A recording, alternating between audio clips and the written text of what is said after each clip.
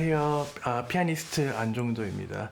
오늘 이렇게 함부르크에서 그리고 게다가 이제 이 함부르크의 피아노 제작 공방인 클랑마누팍투어에서 피아노 조율사협회 세미나를 위해 이렇게 비디오를 영상을 전달드릴 수 있어 기쁩니다. 이 공방 대표이신 올리버 크라이누스 씨가 옆에 함께 계십니다. 네, 안녕하세요. Hallo Oliver. Hallo John. Ich freue mich, mit dir zusammen heute den Film aufzunehmen. Kannst du bitte kurz einen kleinen Gruß nach Südkorea senden? Ja, hallo. 안녕하세요. 친애하는 한국 조율사 협회원님들께 인사를 전합니다. 이번 기회를 통해 피아노라는 악기의 소리에 관해서 그리고 저희 공방에 대해 소개해 드릴 수 있어 기쁘게 생각합니다.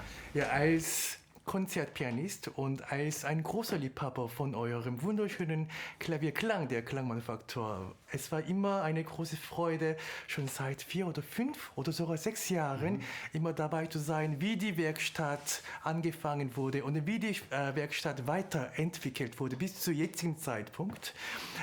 Deswegen ich bin so interessiert, was eigentlich ein Instrument, also ein Flügel oder ein Klavier bei euch oder für dich oder bei der Klangmanufaktur bedeutet. Ja. 그 점에 관해 말씀드리고자 합니다. 저는 오늘 피아노 기술자라면 꼭 원하고자 하는 점들에 관해 말씀드리려고 하는데요. 바로 좋은 악기를 만들어내는 거죠. 여기서 질문을 던져볼 수 있는데요. 그렇다면 어떤 것이 바로 좋은 악기일까요? 그리고 피아노 제작을 위해 작업한 행위가 과연 적절했고 올바른 것인지 언제 어떻게 알 수 있는 것일까요?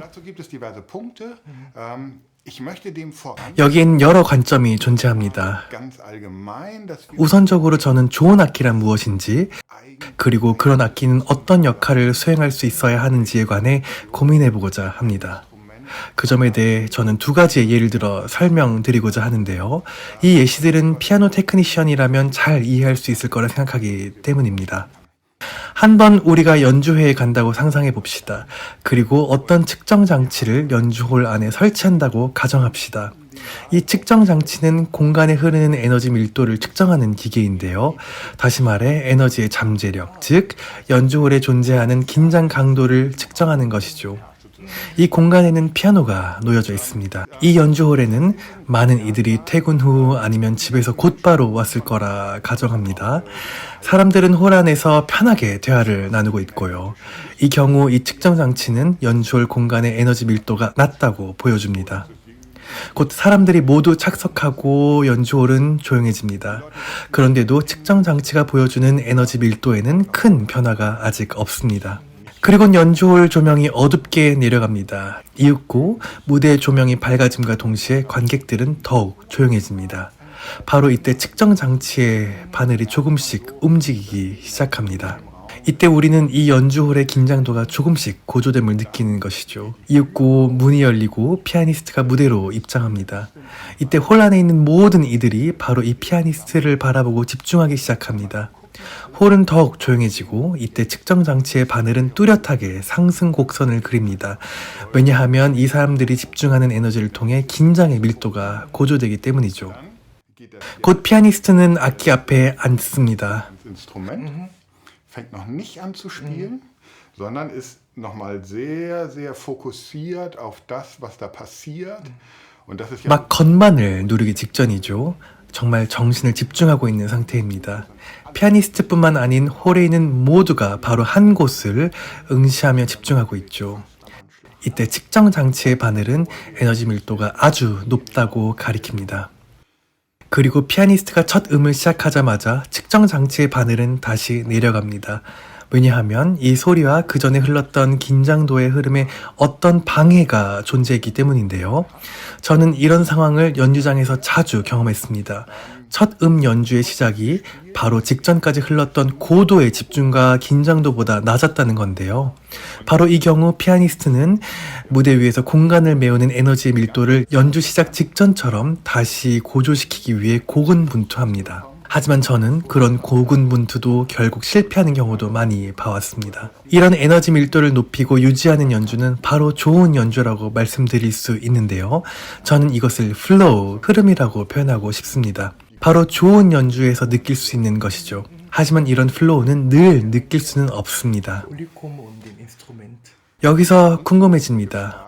왜 이런 현상이 나타나는 것일까요? 바로 그 순간에 어떤 현상이 발생했던 것일까요? 피아노 제작자로서 저는 악기가 에너지의 밀도를 높이 끌어내는 것에 흐름을 방해했다고 생각합니다. 바로 악기가 이 흐름을 막은 것이죠. 조금 더 자세한 이야기는 후에 더 말씀드리겠지만 확실한 것은 이런 상황이 연주장에서 발생한다면 악기에 문제가 있다고 볼 수 있습니다. 공간에 흐르는 높은 에너지의 밀도가 소리로 끊김없이 자연스럽게 전달되는 그런 악기를 저희는 원합니다.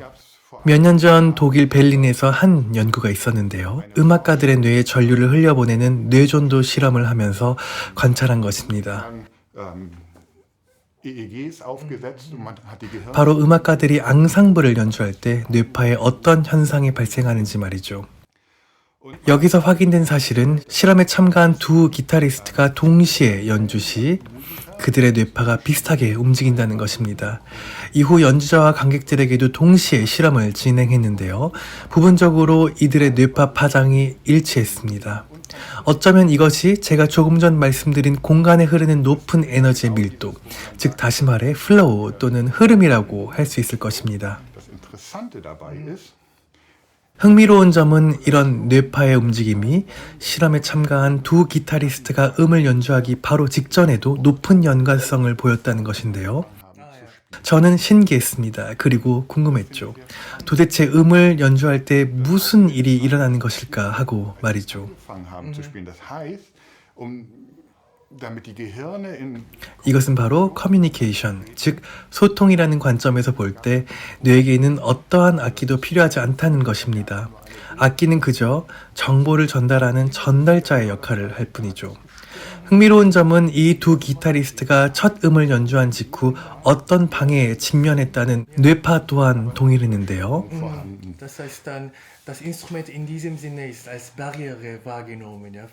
맞습니다. 이것은 아주 작은 부분임에도 불구하고 이해하려고 또 의문을 가져보려고 애써야 하는 부분입니다. 바로 뇌에서는 어떤 현상이 발생하고 우리는 이 현상을 어떻게 음악으로 인지하는가 말이죠. 인지의 관점에 있어 여러분께 다음과 같이 설명드리고 싶습니다. 바로 의식 상태의 인지와 무의식 상태의 인지입니다. 뇌 전문가가 제게 아주 정확하게 이 점을 설명했는데요. 제가 들판을 걷는데 바로 옆 덤불 사이에 무언가 우지끈하고 갑자기 부러지는 소리가 난다면 저는 놀라서 뛰어 달아나겠죠. 제 심장 박동은 빨라질 것이고 아드레날린은 분출할 것입니다. 이후 거리가 조금 멀어진 후 저는 뒤를 돌아봅니다. 그리고 그 소리를 낸 것이 작은 새임을 확인하고 안도합니다. 이 첫 번째 반응, 그러니까 제가 놀라서 달아나는 것이 바로 무의식 상태의 인지 순간이라고 할 수 있습니다.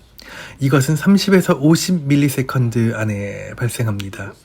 그리고 제가 뒤를 돌아본 것과 같은 의식 상태의 인지 반응은 200에서 250ms, 다시 말해 1초의 4분의 1이라는 시간 뒤에 발생한다는 것이죠. 이런 무의식은 바로 우리의 살아남고자 하는 본능의식과 관련이 있습니다. 이것은 우리가 마주하는 모든 자극을 식별하는 기능을 하죠. 이 무의식은 모든 감각을 위험함 또는 위험하지 않음으로 분류합니다. 이 위험함과 위험하지 않음이 바로 무의식이 판단할 수 있는 전부죠.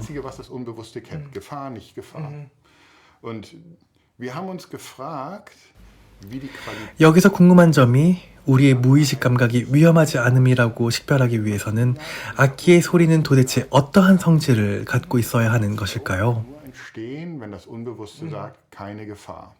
이런 사실이 우리에게 시사하는 것은 악기에서 발생하는 소리가 매우 명료하고 빨리 전달된다는 것입니다. 왜냐하면 30에서 50ms 이후에는 우리는 소리의 성질에 대해 이미 모두 판단을 마친 상태라고 할 수 있으니까요. 만약 우리가 좋은 연주를 관람하고 나서 시계를 보면 이렇게 생각하죠. 벌써 2시간이 지났다고? 이 시간이 도대체 언제 다 지나간 거지? 바로 시간은 날아가 버린 듯이 흘러버렸기 때문이에요. 이런 현상을 우리는 상태의 일관성이라고 부릅니다. 이런 일관성은 마치 레이저빛과도 같죠. 레이저 빗은 어느 부분이든 똑같은 파장을 일관되게 유지하니까요. 바로 이러한 상태, 모든 진동의 파장이 일관되게 유지되고 있는 이것을 저희는 악기에 적용하려고 합니다. 다르게 표현해서 저희가 생산하는 악기는 이런 일관성을 방해하는 것이 되어서는 안 된다는 것이죠. 우선 저희 공방을 한번 쭉 돌아본 다음에 작업의 순서별로 자세히 살펴보는 시간을 갖도록 진행하려고 합니다. 특히 작업 과정을 자세히 살펴보는 부분에서는 어떤 점을 고려하고 주의해야 하는지 또는 어떤 디테일들이 중요한지 말씀드리려고 합니다. 물론 작업의 모든 것을 상세히 보여드리고 설명드릴 수는 없겠으나 가능한 많은 것을 담아내고 매 디테일에 담긴 저희의 철학도 함께 말씀드리고자 합니다. 그러면 영상 후반부에는 저희가 왜 이런 일관성을 방해하지 않는 악기를 원하는지 이해하실 수 있을 거라 생각합니다. Schön. Also ich würde auch dazu sagen, weil als Konzertpianist, ich kann nicht auch wirklich mit den fachlichen Wörtern zu dem Flügel beschreiben bezüglich. Bei mir ein gutes Konzertinstrument bedeutet auch wie eine Luft. Ja, das Luft ist keine Barriere. Genau. Ja. Wenn man denkt, dann ist das sofort dann durch die Luft, also dann meine Fantasie wird da verwirklicht. Ja. Genau, also das ist genau dieser... 맞습니다. 바로 당신이 건반을 누를 때 당신이 상상하는 음악이 손가락을 통해 건반에 전달되는 것이죠. So, alle deine Vorstellungen... 이때 당신의 청각은 결과물을 기대합니다. 이 귀로 듣는 결과물이 당신이 에너지를 올바르게 건반에 전달했는지 확인시켜주는 것이죠. 악기가 당신에게 신속하게 정확한 결과물을 소리로 전달해주길 당신은 원하겠죠. 그런데 만약 피아노의 반응이 느리거나 무겁다면 당신은 조급해질 것입니다. 도대체 언제 소리로 확인할 수 있는 거지? 하고 말이죠. Dann wirst du ungeduldig. Ja. Dann fängt es an so, wann kommt meine Bestätigung? Die Energie der Vorstellung des Spielers und die Energie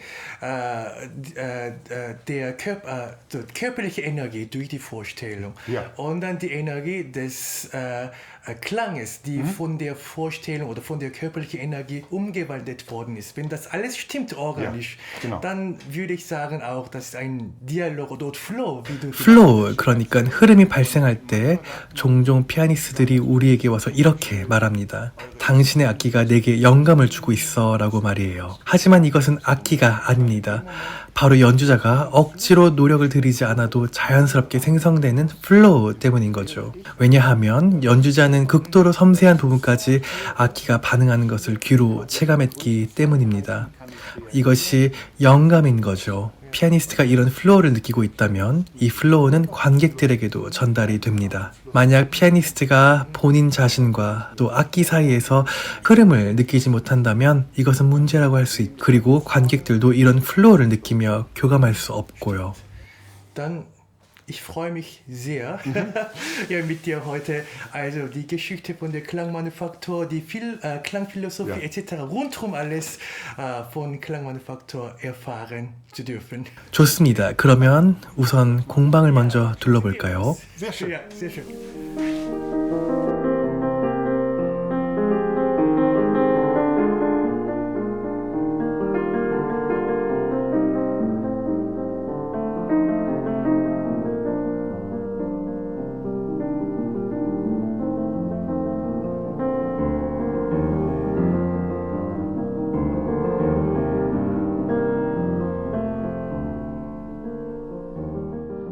저희 공방을 소개해드리면서 어떠한 절차로 저희가 피아노 리빌트 작업을 진행하는지 간략하게 보여드리려고 합니다. 피아노를 총체적으로 리빌트하는 것이 저희 공방의 전문 분야라고 할 수 있습니다. 공방은 바로 이곳부터 시작합니다. 이곳에 피아노가 도착하면 저희는 피아노 해체 작업을 진행하는데요. 그리고 각 디테일한 작은 부분들을 살펴보면서 어떤 방식으로 피아노 리빌트 작업을 진행해야 할지 상의합니다.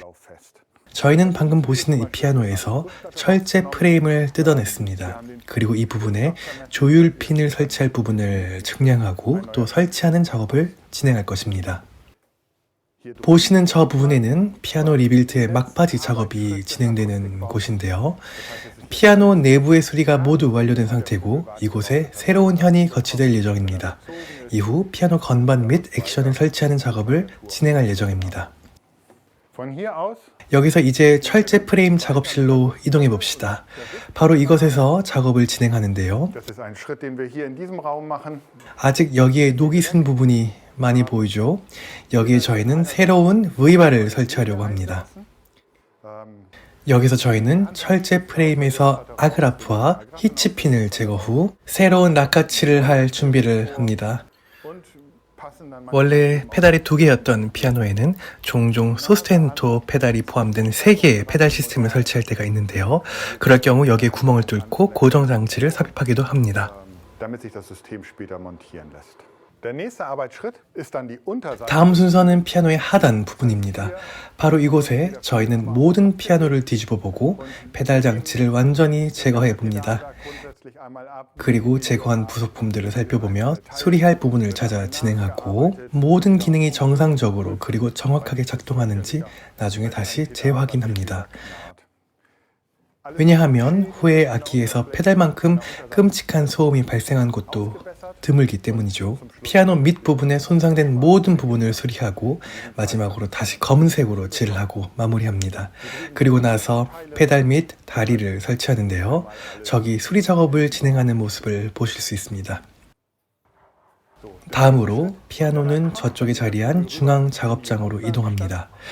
Und 여기서 저희는 브릿지 상단 부분과 음향판 수리 작업을 진행합니다. Boden weiter zu bearbeiten. Hier in diesem Bereich 여기 이 부분에서 예전에 있던 오리지널 브릿지 상단 부분을 제거하고 새 것으로 교체하는 작업을 진행합니다. 예전에 박혀있던 못을 제거하고 새로운 나무 못을 박습니다. ausgepixelt. 그리고 여기에 새로운 브릿지 상단 부분을 설치하는 것이죠. 이 과정이 완료되면 여기 보시는 다음 부분으로 이동합니다. Hier in diesem Bereich wird 여기는 새로운 철제 프레임이 거치됩니다. und es wird 그리고 여기 보시는 끈을 이용해서 현이 거치될 높이를 측정합니다. Überhöhung, wie viel Anpressdruck jede einzelne 그리고 거치된 현의 압력이 얼마만큼 브릿지에 가해질지도 측정해 봅니다. und dann 그리고 실제로 현을 거치 후 다시 한번 이상적인 현의 압력이 브릿지에 가해지도록 조정합니다. 여기서는 피아노의 표면을 작업하는 곳인데요. 저희는 이 악기를 감싸는 두껍고 광택을 내는 폴리에스터 재질의 락을 제거하고 나무의 자연스러운 텍스처를 잘 살려줄 수 있고 또 저희 소리의 정체성 또한 대변해 줄 수 있게 표면 작업을 진행하는데요. 바로 오일과 왁스 칠을 하는 것이죠. zu spiegeln. Das sind geölte und gewachste Oberflächen.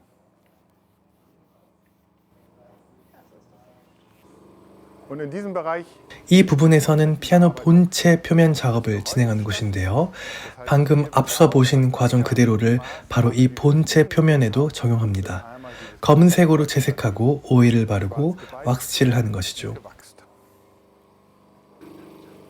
Der Bereich hier ist unser 여기 부분은 기계실인데요. 여기는 나무를 자르고 또 보관하는 곳입니다.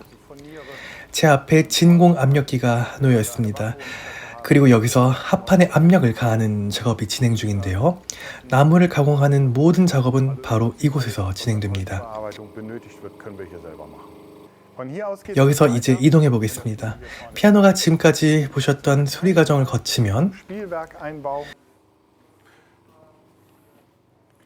이제 건반 액션 수리를 위해 옮겨지는데요. 바로 여기서 이 모든 작업이 이루어집니다. Bei diesem 이 피아노는 지금 이미 건반 액션이 설치가 된 상태입니다. 지금 제 동료가 여기에 새로운 댐퍼를 설치하는 중입니다.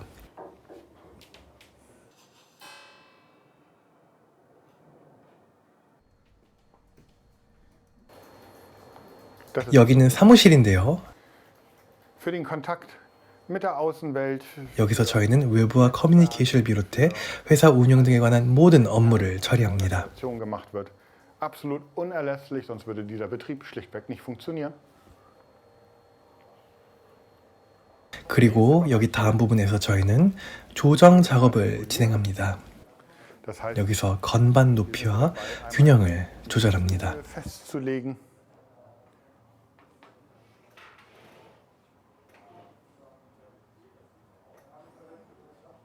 und das einmal sehr präzise auszugleichen.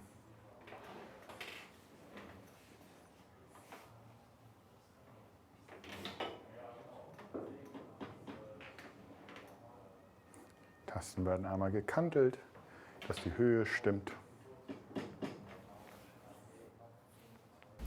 전체적으로 공방의 모든 부분이 저희가 찾는 소리의 정체성을 상징적으로 표현하길 원했습니다. 그래서 공방의 많은 부분에 저희는 유리를 사용했는데요. 바로 투명성, 명확성을 제공하기 때문이죠. 이곳에 저희는 몇몇의 자작나무를 설치해 놨는데요. 명확하게 구획되고 정돈된 공방에 자연스러움을 부여하기 위해서입니다. 이 부분에서는 피아노 리빌트 마지막 작업이 진행되는 곳인데요. 다시 한번 조정 작업을 거치고 소리를 마지막으로 점검하고 다듬습니다. 그리고 여기에 현재 완성된 악기를 보실 수 있습니다. 여기는 저희의 실습실인데요. 여기서 저희는 피아노 제작자를 양성합니다. 현재 저희 공방에서 4명의 견수생이 수련 중입니다. 1년에 1명씩 견수생을 선발하고 있는데요. 이들에게 이 공방의 기술과 정체성을 전수하길 원하기 때문입니다. 그리고 이제 건반 공정 작업실로 가볼 건데요. 여기 이 창고를 거쳐서 말이죠. 여기에 저희는 피아노 리빌트 공정에 필요한 거의 모든 부품들과 자재를 보유하고 있습니다. 여기에서 건반 수리가 진행되는데요. 여기서 건반을 분리하고 또 건반납을 새로 달고 또 세척 작업 등도 진행합니다.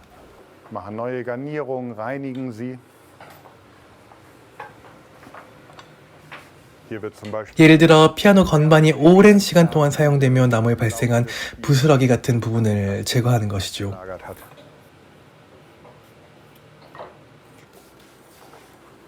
Dies sind unsere Studios. Wir haben 여기는 저희 공방에서 운영하는 스튜디오인데요. 여기서 많은 학생들 그리고 피아니스트를 포함한 연주자들이 와서 리허설을 합니다. 이 과정에서 저희는 그들로부터 악기에 관한 피드백을 받기도 합니다. 여기에는 콘서트 그랜드가 있는데요. 저희는 이 악기를 콘서트나 음반 녹음을 위해 외부로 대여하기도 합니다. 특별한 점은 이 피아노들이 사실 매우 오래됐다는 건데요. 이 그랜드 피아노는 1914년에 제작된 악기고 이거는 1925년 그리고 저 뒤에 있는 악기는 대략 60년 정도 되었네요. Und da hinten ist ein Flügel aus den 60er Jahren.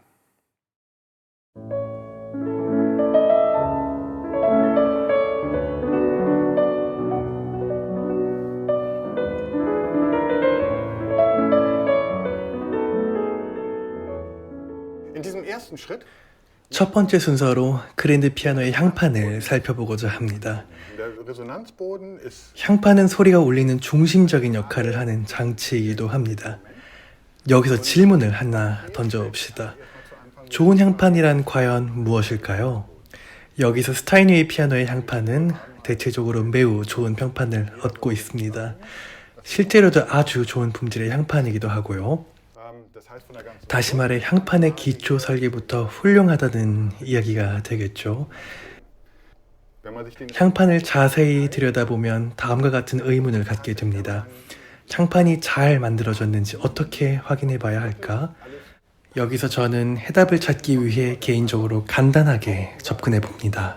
바로 향판을 두들겨 보는 것이죠. 우리 한번 직접 두들겨 보고 들어볼까요?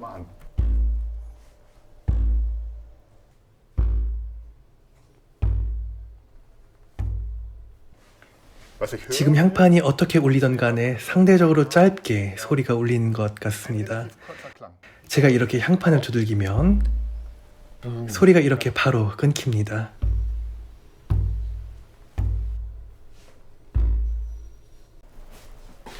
여기 피아노는 현재 장현 작업을 위해 준비를 마친 상태입니다.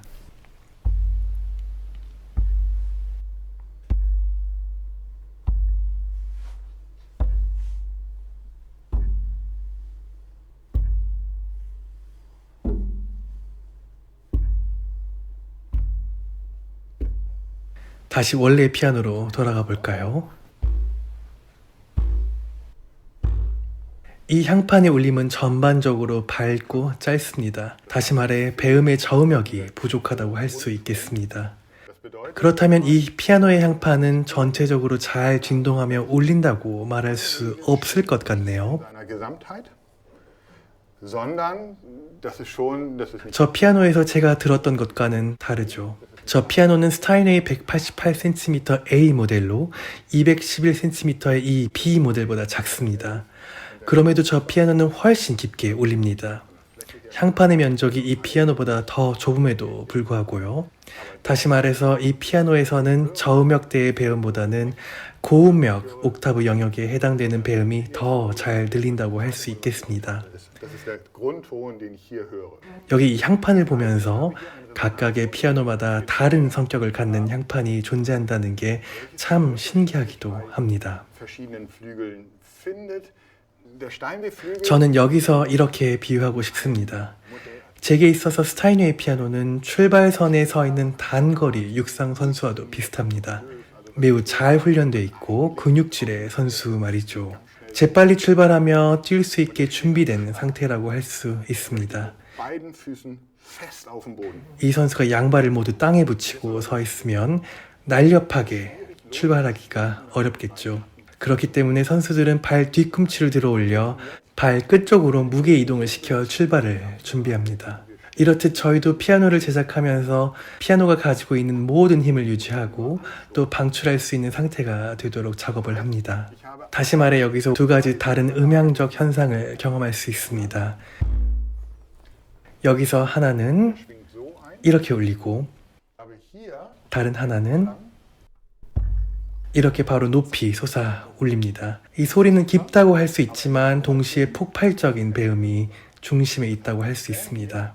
이게 바로 운동선수가 발끝으로 출발을 준비하고 있는 거고 다른 이 피아노는 아직 두 발 모두 바닥에 붙어 있는 상태라고 비유할 수 있겠습니다.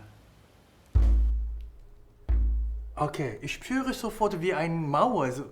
und man spürt 그리고 여기 손에 상당한 저항도 느껴지죠. 마치 식탁을 친 것처럼 말이죠. Oh. merkst du das? 느껴지나요? 에너지가 손에서 다르게 빠져나오는 느낌을요. 마치 흐르듯이 그리고 조화롭게 말이죠. Und breiter und länger. Ja. 그리고 저 소리는 마치 장애물같이 느껴지죠. Ah, okay. Ja? Ja, meine Hand reagiert auch anders. Irgendwie Ja? von der Schwingung. Genau, also man hat hier 마치 에너지가 아직 많이 손에 남아있는 것처럼 느껴질 거예요.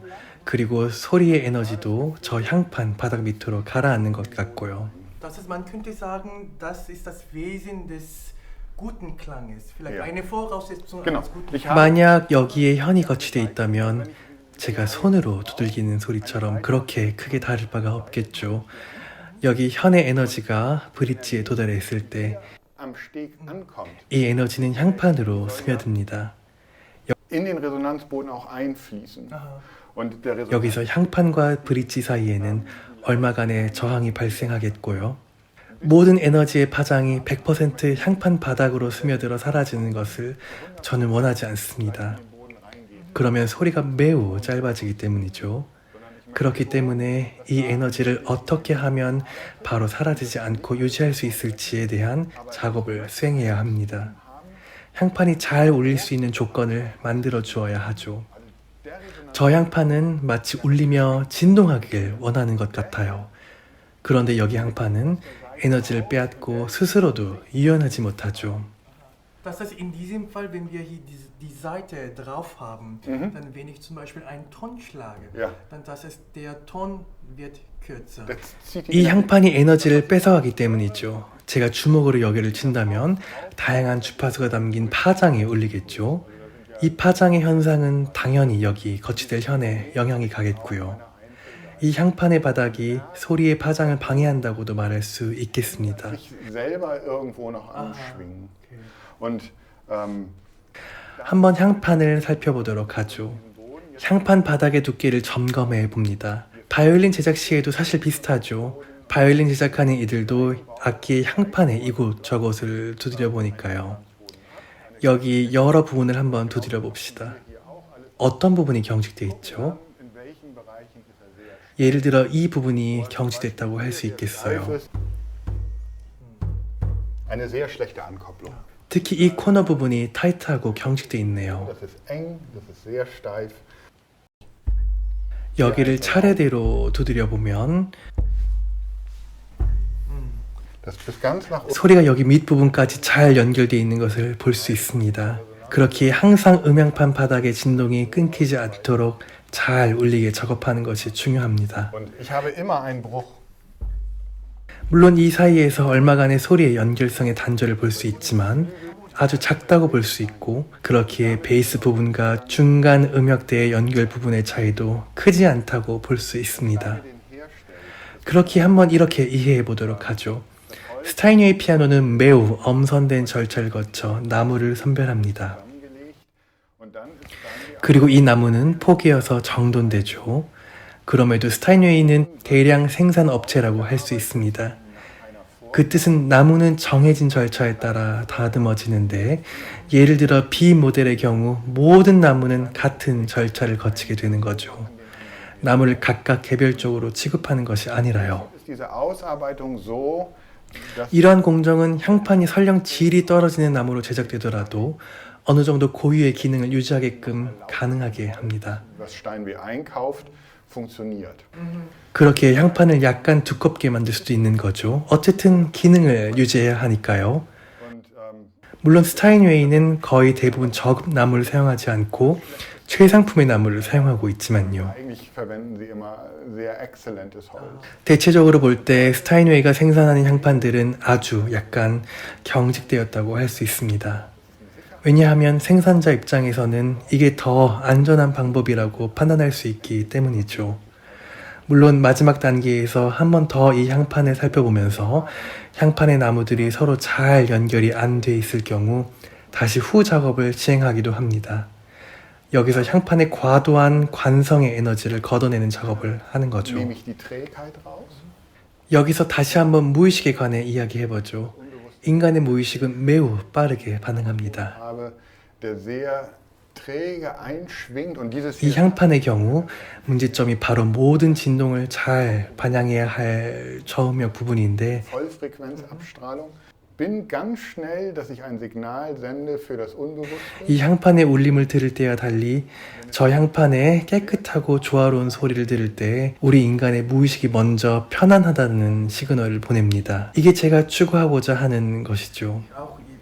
Ich spüre schon einen besonderen Zugang zu diesem Instrument. Ja. Weil es ist irgendwie, als ich da geschlagen habe, ich fühlte mich auch als wäre ich herzlich schon willkommen. 악기는 이러한 무의식의 흐름을 도와주는 존재여야만 합니다. 그렇기에 향판을 이루는 나무판들이 잘 조직되어야 하고, 이것을 통해 긴 소리가 악기로부터 울린다는 점에서 여기에 있는 두 피아노 중에 하나는 긴 소리를, 다른 하나는 짧은 소리를 울릴 수밖에 없다는 것이죠.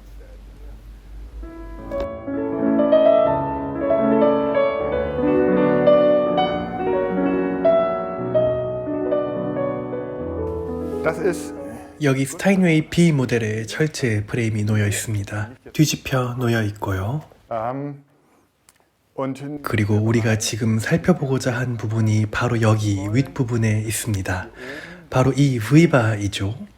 이 V바는 진동하는 현 구간과 구분되는 여기 앞부분의 경계에 자리하고 있습니다. 여기서 현은 이 위로 지나가서 튜닝핀으로, 그리고 반대편은 브릿지로 향합니다.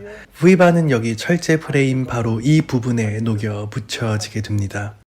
철제 프레임은 회선철, 그러니까 주철로 이루어져 있습니다.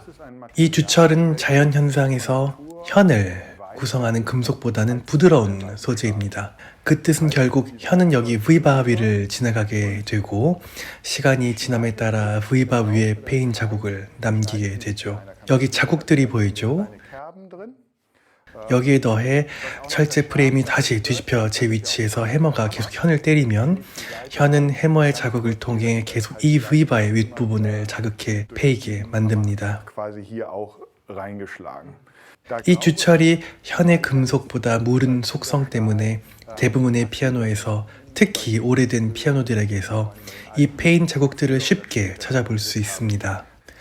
철제 프레임을 주저하는 과정에서 쇳물을 거푸집에 부을 때 가스기포와 불순물이 위로 떠오르는데, 이것이 V바 위로 떠오르면 제거하거나 깎아낼 수 없습니다. 그대로 굳어버리게 되죠. 이 부분에서는 우리가 잘 볼 수 있는 게 여기에 기포로 인한 작은 구멍들이 있죠. 그리고 스타인웨이는 이 부분에 금속핀을 삽입하며 잘 다듬어 놨습니다. 그렇다면 이 부분은 수리한 적이 있었던 부분이라고 볼 수 있겠어요. 스타인웨이는 이런 문제점을 잘 알고 있습니다. 이 부분이 무르다는 것을요. 그래서 스타인웨이는 새로운 피아노 모델에는 이 V바를 아크 방전을 통해서 더 강하게 만들고 있습니다. Genau, ja, oder ähnlich. 혹은 거의 비슷한 강도로요. 하지만 이 강화된 부분은 매우 얇습니다. Hinbekommt, die ist sehr dünn. 겨우 5에서 10 마이크로미터 두께이죠. 우리는 빵과 비교할 수 있을 것 같아요. Vorstellen wie ein Kuchen, ein gebacken. 겉부분이 바삭하게 잘 구워진 빵과 같은 부분을 현이 누르고 있다고 볼 수 있을 텐데요. 어떠한 이유로 부서지게 된다면 더 이상 복구할 수 없게 됩니다. 여기서 할 수 있는 것은 손상된 부분을 제거하는 수밖에 없습니다. 마치 바삭한 겉면이 없는 부드러운 빵만 남은 상태처럼요. 이와 같은 상태의 피아노는 전형적인 방법으로 수리가 진행되는데요. 이렇게 페인 자국이 있는 경우는 조율을 잘 하기가 매우 힘들죠. 왜냐하면 현이 마찰하는 면적이 많아져 정체 현상이 발생할 수 있기 때문인데요. 그래서 줄질을 합니다. 하지만 이 줄질은 이 주철의 성질과 관련해서 생각해야 하는데요. 쇳물이 거푸집에 부어지고 식혀질 때 속부분이 겉부분보다 훨씬 더 천천히 식어갑니다. 그래서 빨리 식어버린 겉부분이 속부분보다 더 단단하죠. 만약 제가 계속 줄질을 해서 겉부분을 점차 제거하게 된다면 점점 철제 프레임의 부드러운 부분으로 다가가게 됩니다. 그럴 경우 이러한 문제가 더 자주 발생할 수 있습니다. 왜냐하면 현이 더 빨리 이 부분에 자국을 남기며 폐기할 수 있다는 것이죠. 예전보다 훨씬 더 빨리요. 두 번째로는 여기 V바에서 보시는 것처럼 이 부분은 둥글지만 윗부분으로 오면서 뾰족해집니다. Weiter ich hier hochkomme, die wird immer spitzer. 여기서 V바의 역할이 무엇인지, 어떤 V바가 좋은 것인지에 관해 질문을 가질 수 있습니다. 좋은 V바란 이 부분은 매음마다 3개의 현이 거치되겠죠. 여기 뒤에 브릿지, 이 앞에는 V바가 있겠고요.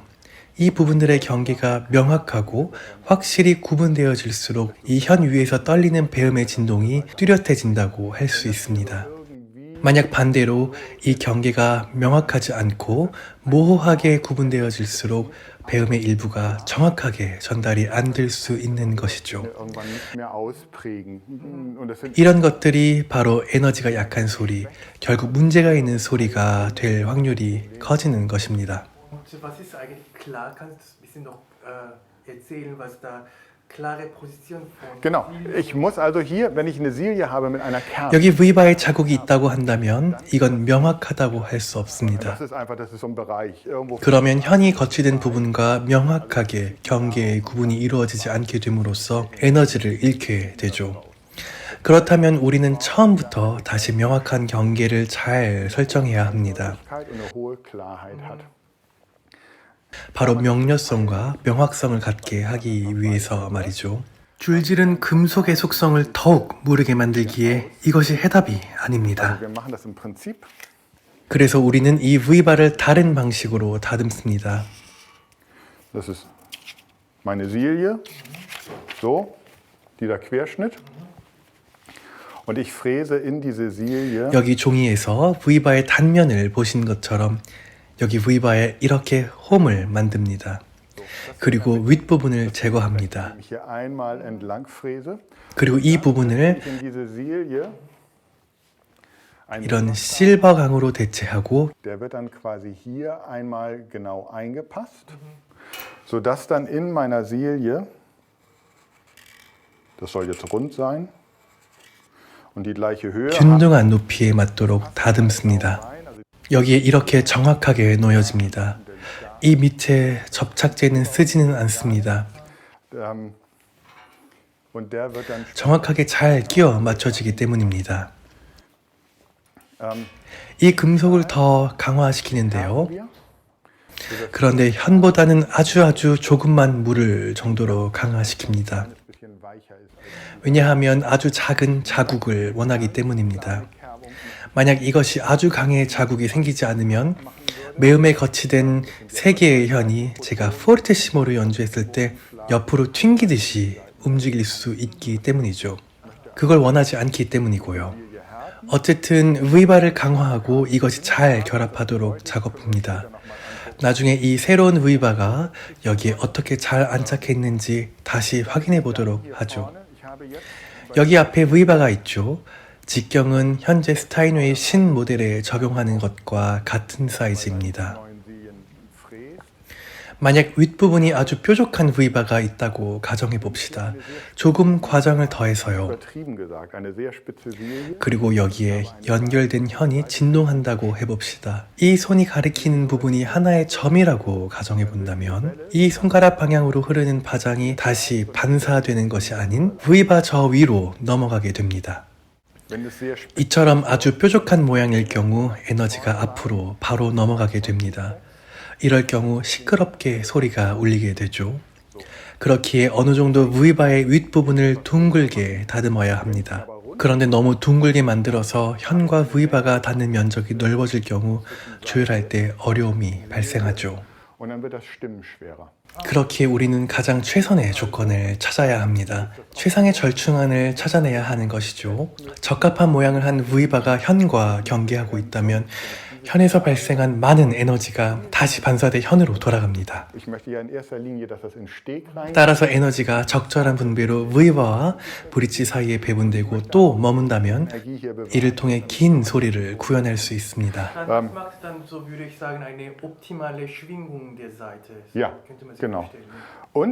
그럼에도 적정한 조율의 편의성도 유지하려고 노력합니다.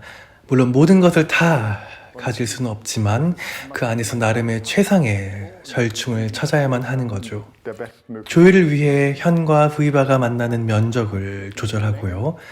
하지만 동시에 에너지가 사라지지 않고 적절히 분배되고 남아있을 정도의 균형은 맞추어야 하는 거죠. 그러면 조율을 할 때 적절한 저항을 받기에 줄이 쉽게 미끄러지지 않게 되는 것이죠. 결국 오래된 피아노에서도 이러한 작업을 통해 문제가 해결됩니다. 오래된 피아노들의 V바는 대체적으로 상태가 좋지 못하죠. 이런 경우 선명한 배음을 얻기 힘들어지기 때문에 해머를 더 단단하게 만들기도 하죠. 그러면 소리는 아름다운 배음을 울리는 대신에 날카로운 소리를 내게 됩니다. 이런 경우 해머를 약간 푹신하게 만든다면 소리는 다시 먹먹하게 울리게 됩니다. 중간이 없는 것이죠. 소리는 날카롭던지 먹먹하게만 울릴 뿐이죠. 그런데 여기 이 새로운 V바를 사용하게 되면 우리는 높은 차원의 소리의 품질을 얻을 수 있습니다. 모든 배음이 울리게 된다는 것이죠. 따라서 V바는 이런 과정을 통해 문제를 해결할 수 있습니다. Okay. Dann kann man sagen, das ist eine spezielle Art und Weise, wie man in der Klangmanufaktur mit der Silly umgeht. 그렇습니다. 스타인웨이를 포함한 많은 피아노 제작사들이 이러한 방법으로 실험하기도 했습니다. 제작사에 따라 다른 소재를 쓰기도 하고 경도를 다르게도 해보고 설치의 방법도 고민해보고 또 이런 것들을 규격화해서 일괄 적용하기도 하죠. 그리고 여기서 설명드렸던 것이 바로 제가 원하는 소리가 나는 방법을 정의한 것이라고 할 수 있습니다.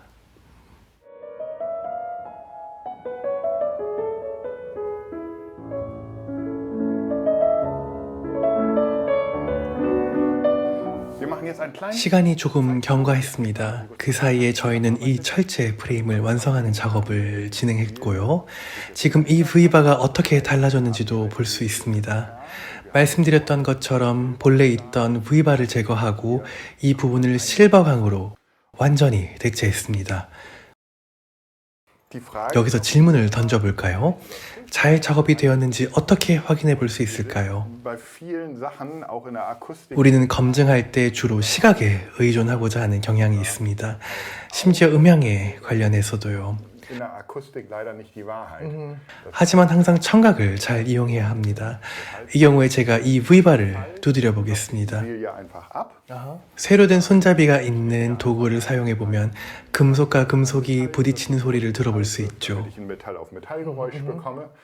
그럼 V바의 어떤 부분이 완벽하게 삽입되지 않았는지 바로 귀로 들립니다.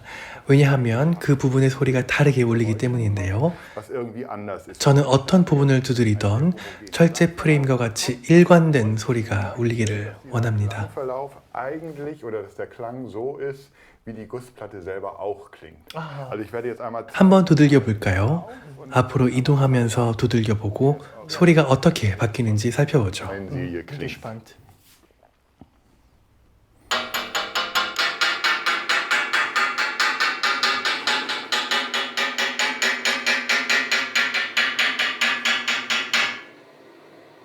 So, das heißt, ich mache es gleich nochmal.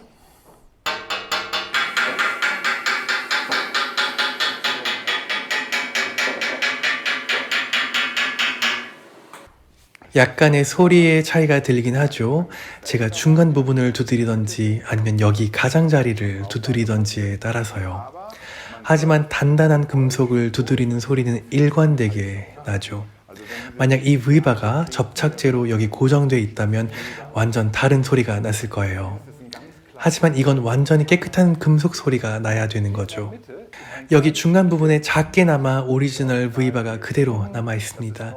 이 옆부분은 모두 새 것이고요. 세 분의 높이가 같은지 그리고 서로 잘 조화를 이루는지도 점검해 봐야 합니다. 제가 여기 위를 두드리면 기본적인 소리의 성질은 같다고 할 수 있습니다. 하나 바뀐 점은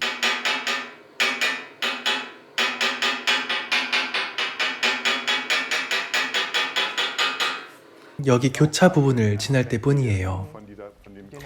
Aber 그렇다고 하면 이 새롭게 강화된 V바가 여기 작게 남아있는 오리지널 V바의 속성을 거의 비슷하게 지니고 있다고 할 수 있습니다. 바로 이 피아노의 본래의 속성이라고도 할 수 있죠. gewesen ist.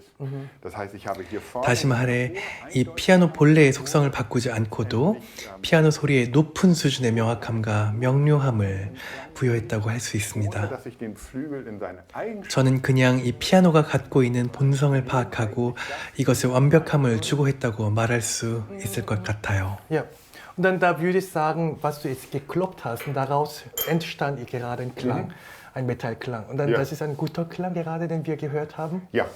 Und was wäre dann ein schlechter Klang? Ein schlechter Klang wäre, wenn ich jetzt 좋지 않은 소리란 예를 들어 종종 철제 프레임이 만들어지는 과정에서 아주 빨리 식혀지는 경우가 있습니다.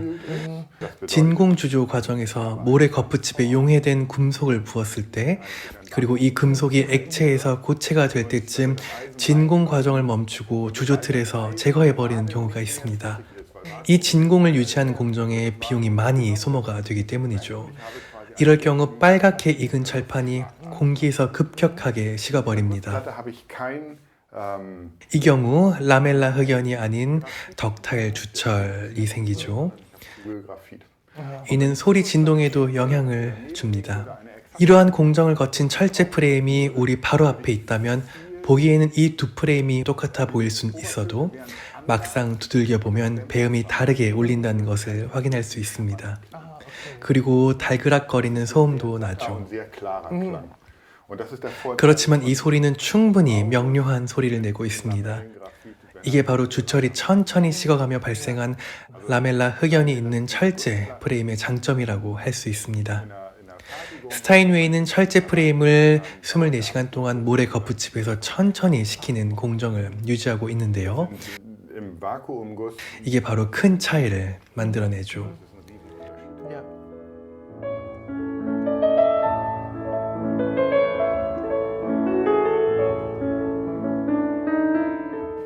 이번에는 압력 가하기에 관해 이야기해보고자 합니다. 먼저 한번 철제 프레임을 들어 올려서 여기 브릿지 위쪽에 잘 맞게 거치하고 현이 프레임에 가할 수 있는 이상적인 압력에 관해 살펴보겠습니다. um einen optimalen Seitenanpressdruck zu bekommen.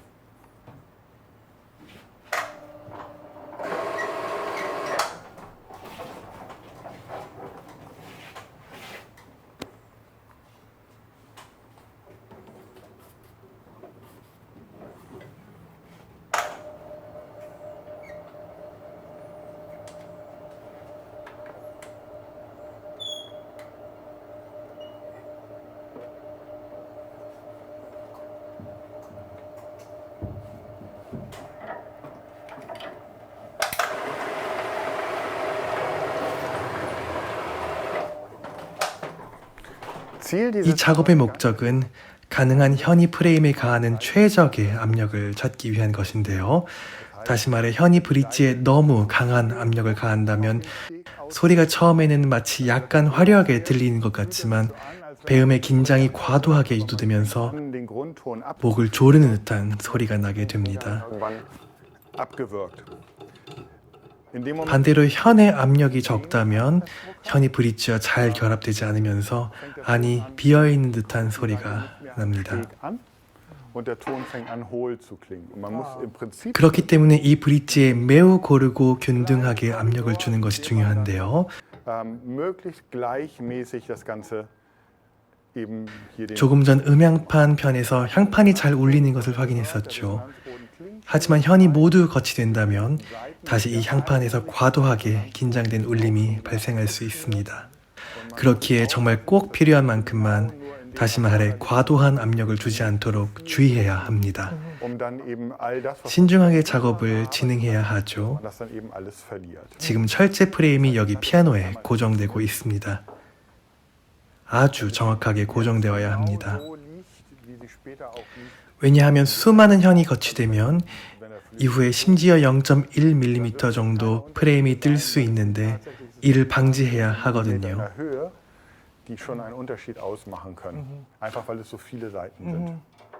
이제 압력을 가하는 작업을 진행하는데요. 이는 각각의 피아노에 맞춰 개별적으로 진행됩니다. 지금 앞에 동료가 이 작업을 수행하는 중인데 향판을 다시 한번 두드려 보면서 어떻게 울림이 반응하는지 살펴볼 것입니다. 그 후에 압력을 세밀하게 조정할 건데요. 어느 부분은 더 많고 어느 부분은 더 적게, 이런 식으로요. 우리는 이 작업을 다시 이 피아노에 새로 진행해야 하는데요. 왜냐하면 이 피아노는 벌써 100년이 되었기 때문이에요. 1년 번호가 153으로 시작하는 걸로 봐서는 심지어 110년 가까이 됐다고 추측해 볼 수 있겠어요. 물론 이 압력을 가하는 작업은 이 피아노가 스타인웨이 공장에서 처음 만들어졌을 때도 했습니다. 하지만 지금은 음향판이 완전히 새로운 상태이므로 다시 한번 작업을 수행해야 하는 것이죠. Und dieser Gussrahmen ist natürlich original. Das ist der Original-Gussrahmen. Es ist 네, 오리지널 철제 프레임, 향판, 그리고 브릿지의 하단 ja 부분입니다. auch der originale Grundsteg. Es ist 저 위에 조정 장치만 지금 새로 장착한 상태이고요. Ah, so macht man den Druck. Aha. Das wird einmal die Gussplatte. 이 철제 프레임의 위치가 이 가장자리 높이와 맞게끔 밑으로 눌러야 하고, 이게 압력을 가하는 장치를 제거해도 이 높이를 지금과 똑같이 유지해내야만 하죠. Dann sozusagen, das ist ein Prozess, dass die Saiten auch die Schwingung von Resonanzboden sich verkörpern. So, Genau. 맞습니다. 현의 에너지가 브릿지 쪽으로 어떻게 이상적으로 전달되냐는 것인 거죠. V바에 관해 이야기했을 때도 V바와 현 그리고 브릿지 사이에 명확한 경계가 필요하고 이것이 곧 소리 에너지에 영향을 미친다고 이야기했었죠. 그렇듯 이것도 똑같습니다. 조화롭지 못하면 이는 곧 자동적으로 소리 에너지의 손실로 이어지는 것이죠. Das ist so ein Vorgang. 이것은 우리가 여러 번 되풀이해 작업해야 하는 과정입니다. Ist auch dabei, dass wir das 먼저 향판에 가해지는 고르지 못한 압력을 잡아내면서 높이를 맞추고 Resonanzboden selber, das ist noch ein 이후에 이러한 작업을 되풀이하며 an sich zu verändern. 점점 더 섬세하게 압력을 가하는 작업을 하는 것이죠. Und dann 마침내 완전히 잘 맞아 들어갈 때까지요. dann letztendlich und genau das passt. Druckmachen, wie lang soll das so gehalten werden? Also der ganze Arbeitsgang des 압력 가하기의 총 작업은 in den ganzen 내부 수리 및 향판 겉면의 작업을 포함해 보통 5일에서 7일 정도 걸린다고 보면 됩니다. dazu dauert immer in der Regel so 5 bis 7 Tage. 5 bis 7 Tagen. Aha. 여기에 이제 실을 묶어 팽팽하게 합니다. Diese Schnur ist im Prinzip so wie die Saite später verläuft. 이 끈은 후에 현이 거치되는 위치와 동일한 곳에 자리하죠. auf dem und sie läuft jetzt eben nicht gerade durch, sondern wir 이 자리에 스페이서를 사용해서 도랑처럼 파낼 것입니다. dann jetzt ein Graben gleich gefeilt.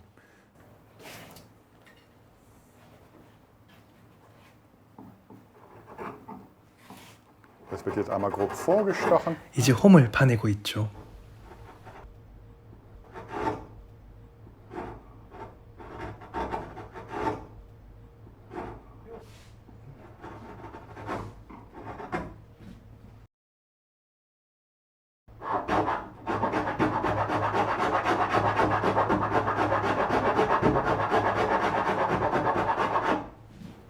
Es ist nicht nur die Höhe. 이 브릿지의 높이만 중요한 것이 아닌 현이 앞쪽 브릿지 핀에 거치되는 높이, 그러니까 이 부분이 가장 높은 부분이 되어야 하는 거죠. 그리고 현이 그 뒤에 다음 브릿지 핀에 꺾이는 부분은 다시 높이가 낮아져야 하는 것이고요. 그렇게 이 경사의 각도가 결정적 역할을 하는 것입니다.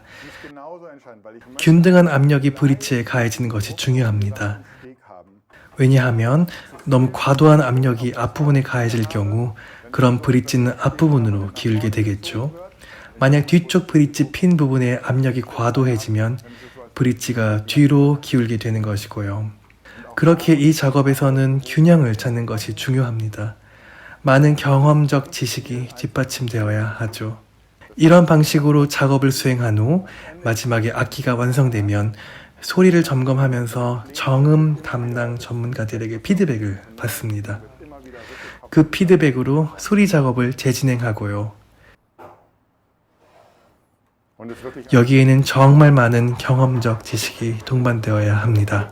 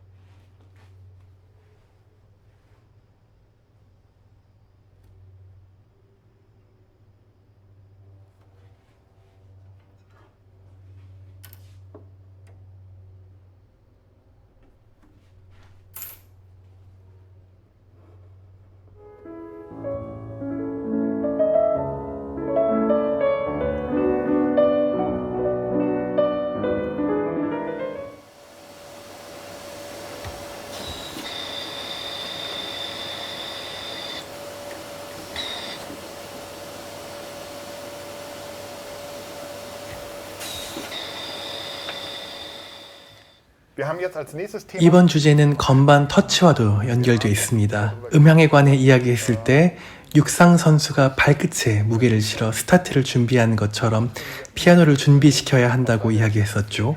zu stellen, damit er losgeht. Jetzt muss ich eine Spielart haben. 다시 말해 건반 터치에 정확하게 반응하는 피아노가 필요한 것이죠. 소리는 우리가 느낀 것 그대로를 반영해야 합니다. Anhört, wie er sich auch anfühlt. 만약 제가 부드러운 터치로 건반을 눌렀는데 매우 빠르고 가벼운 소리가 난다면 저는 더 이상 소리를 컨트롤할 수 없겠죠. 왜냐하면 소리는 제가 느끼는 것과 다르게 울리기 때문입니다. Das heißt, wir müssen 그렇기에 우리는 건반 터치와 실제로 나는 소리의 에너지가 잘 균형을 이루는 방식으로 조절해야 합니다. wieder beides in Balance ist.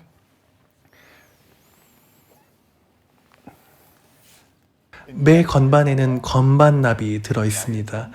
건반납은 해머의 무게와 비례한다고 할 수 있죠. 저음 영역의 건반에는 상대적으로 많은 건반납이 들어 있습니다. 해머가 그에 상응할 만큼 무겁기 때문인데요.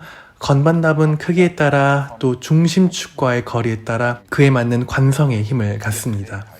만약 건반납이 중심축과 멀어질수록 관성의 힘은 강해지는 것이죠. 마치 시소의 원리와도 같죠. Und normalerweise, wenn ein Flügel ausgewogen wird, 보통 여기 건반에 47g짜리 추를 올려놓으면 Gramm drauf. 건반이 느린 속도로 내려갑니다. Das ist 이것이 일반적인 방식인데요. Gehensweise. Nur 하지만 누구도 이렇게 느리게 건반을 누르며 연주하지는 않죠. das ist stark, 실제로 연주에서는 매우 역동적인 터치가 발생합니다. dass man sehr dynamisch spielt. Und 더 강하고 세게 타건한다는 것은 건반납이 정지 상태에서 최대한 빠르게 움직이게 된다는 것을 의미합니다. 이 관성의 에너지를 손가락으로 느낄 수 있는 것이고요. Wenn ich jetzt sehr viele Bleie habe, 만약 건반에 매우 많은 건반납이 설치되어 있다면 타건 시 손가락에 그만큼 더 많은 무게감이 전달됩니다. desto größer wird diese Trägheit. 따라서 쉽게 피로해지죠. 특히 포르테나 포르티시모 구간을 연주할 때요. 손가락뿐만 아니라 손목 관절도 그리고 팔의 밑부분도 피로해집니다. Und ich möchte, wenn ich eine Klaviatur jetzt oder eine Mechanik 우리는 역동적인 플레잉이 관성의 힘에 저지되는 것이 아닌 오히려 더 도와주는 방향으로 건반 액션을 설정해야 합니다. spielt, sondern dass ein Flügel einfach auch irgendwann anfängt zu laufen. Und das erreicht 그렇게 지금의 경우에는 건반납을 어디에 어떻게 배열할 것인지 고민해 봐야 합니다. anordnen, weil damit kann ich dieses Verhalten beeinflussen. Genau. 여기에는 많은 철학이 존재하죠. 각각의 회사가 조금씩 다른 방식으로 접근하고 있습니다. 뉴욕 스타인웨이 같은 경우는 Accelerated Action을 채택하고 있는데요. Vom Waagebalken Ah, weg okay. zu Bleien. Es gibt Steinway Hamburg, die haben die Bleie hier vorne und Bleien dann nach hinten. Ah, okay. Das heißt, Steinway Hamburg hat weniger Bleie als New York, aber eine höhere Trägheit. Steinway New York hat 이는 건반납이 많고 타성이 적은 대신 타건식 건반 컨트롤이 비교적 어렵다고 볼 수 있겠습니다. Ah, so, okay. also in New York ist es 뉴욕 스타인웨이는 마치 얼음판 위에 썰매를 타는 것 같죠. 자신이 생각하는 것보다도 건반이 더 빨리 반응하니까요.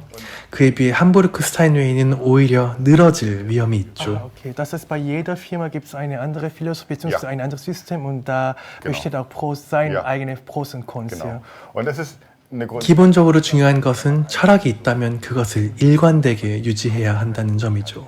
Was sehr oft passiert ist, dass man eben dieses Gewicht 종종 건반납을 설치하는 것에 있어 Man findet teilweise Tasten, wo die Bleie 건반들의 건반납이 각각 다른 위치에 설치된 경우도 있다는 거죠. 어떤 건반은 1개, 다른 건 2개, 3개, 그리고 4개까지. 그런데 간격이 큰 폭으로 다르기도 하고요. 특히 서로 옆에 이웃하고 있는 건반들에게 이렇게 일관성이 없이 건반납이 달린다면 연주 시에 어려움을 겪게 되죠. Genau, das ist für den Pianisten. Spielgefühl Wenn ist du anders, ja. versuchst, 만약 트리를 연주해야 하는데 두 건반이 각각 다른 타성을 갖고 있다면 아주 불편하겠죠. Schwierig, hier, Ja. würde ich sagen. und das heißt, egal welche Philosophie man hat, 어떤 철학을 갖고 있던 건반납이 전체 건반의 규칙과 연속성을 고르게 반영하고 있는지 잘 살펴봐야 합니다. 그리고 만약 서로 다른 건반 무게가 느껴지면 이 문제가 어디서 출발했는지 잘 살펴봐야 하죠. 예를 들어서 건반 장치에 너무 많은 마찰이 발생하지 않았는지요. 이럴 경우 이 마찰이 생기는 부분을 작업해야지 또 다른 건반납을 추가함으로써 무게를 맞추려고 하면 안 됩니다. 우리는 여기서 어떻게 작업하는지 모두 상세히 알려드리려면 조금 복잡할 것 같아요. 하지만 근본적인 것은 바로 우리는 이 건반 장치에서 어떤 타성이 느껴지냐입니다. 테크니션으로서 피아노 소리를 들어보고 터치를 느껴보면서 터치의 느낌과 소리의 느낌이 같은지 잘 살펴봐야 하는 것이죠. hören und ein Gefühl dafür entwickeln, die Ansprache der Taste, ist die genauso wie die Ansprache meines Tons. 만약 건반 장치가 매우 민첩하게 움직이는데 정작 소리는 느리게 반응한다고 가정한다면 그 건반으로 아무것도 할 수가 없을 것입니다. 항상 피아니스트들과 이 문제에 관해 아주 긴밀하게 소통하면서 피드백을 받아야 합니다. 그러면서 스스로 어떤 것이 옳은 것인지 느낄 수 있도록 탐구해보는 노력을 해야 하죠. 이것은 변동성이 크기 때문에 절대적 기준으로 측정할 수 없는 이유이기도 합니다.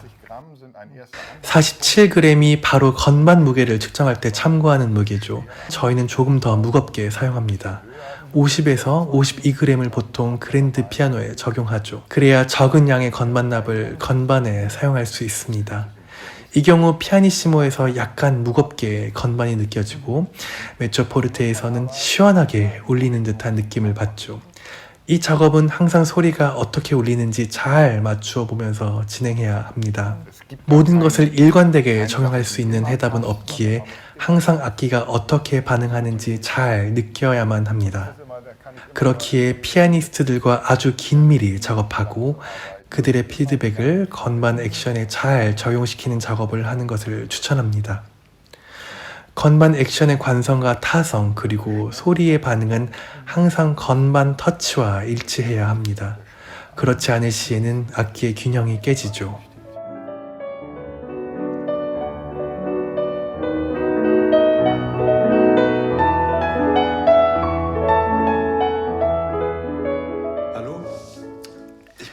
안녕하세요. 저는 클랑마누팍투어에서 정음을 담당하고 있는 얀 키텔이라고 합니다. 지금부터 어떻게 피아노 정음을 하는지에 대해서 말씀드리려고 하는데요.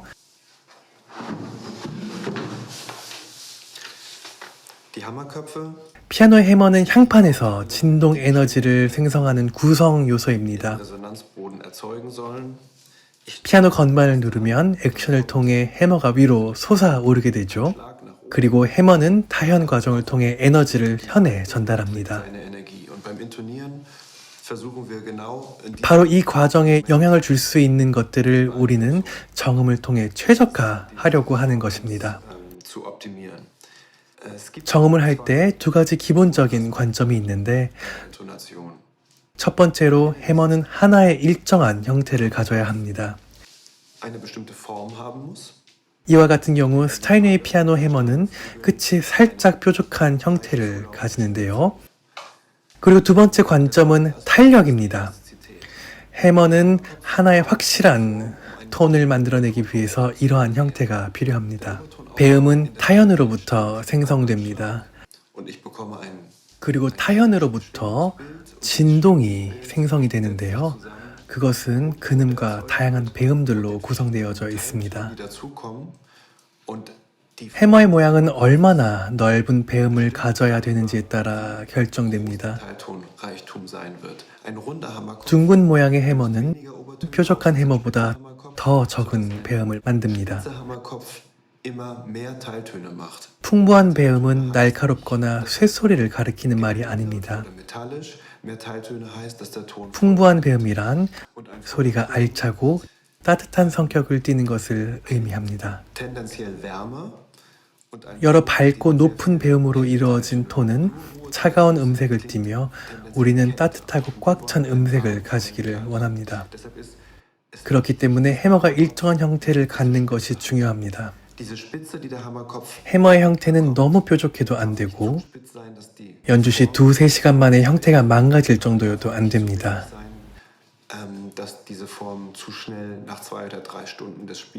이 형태는 사포로 만들 수 있는데 대략적인 형태는 작업 테이블 위에서 다듬고 정교한 마무리는 피아노에서 바로 진행합니다. 우리는 500방짜리 사포로 비교적 센 압력으로 해머 펠트의 모양을 잡고 동시에 질서정연하게 보일 수 있도록 전체적인 윤곽을 만듭니다.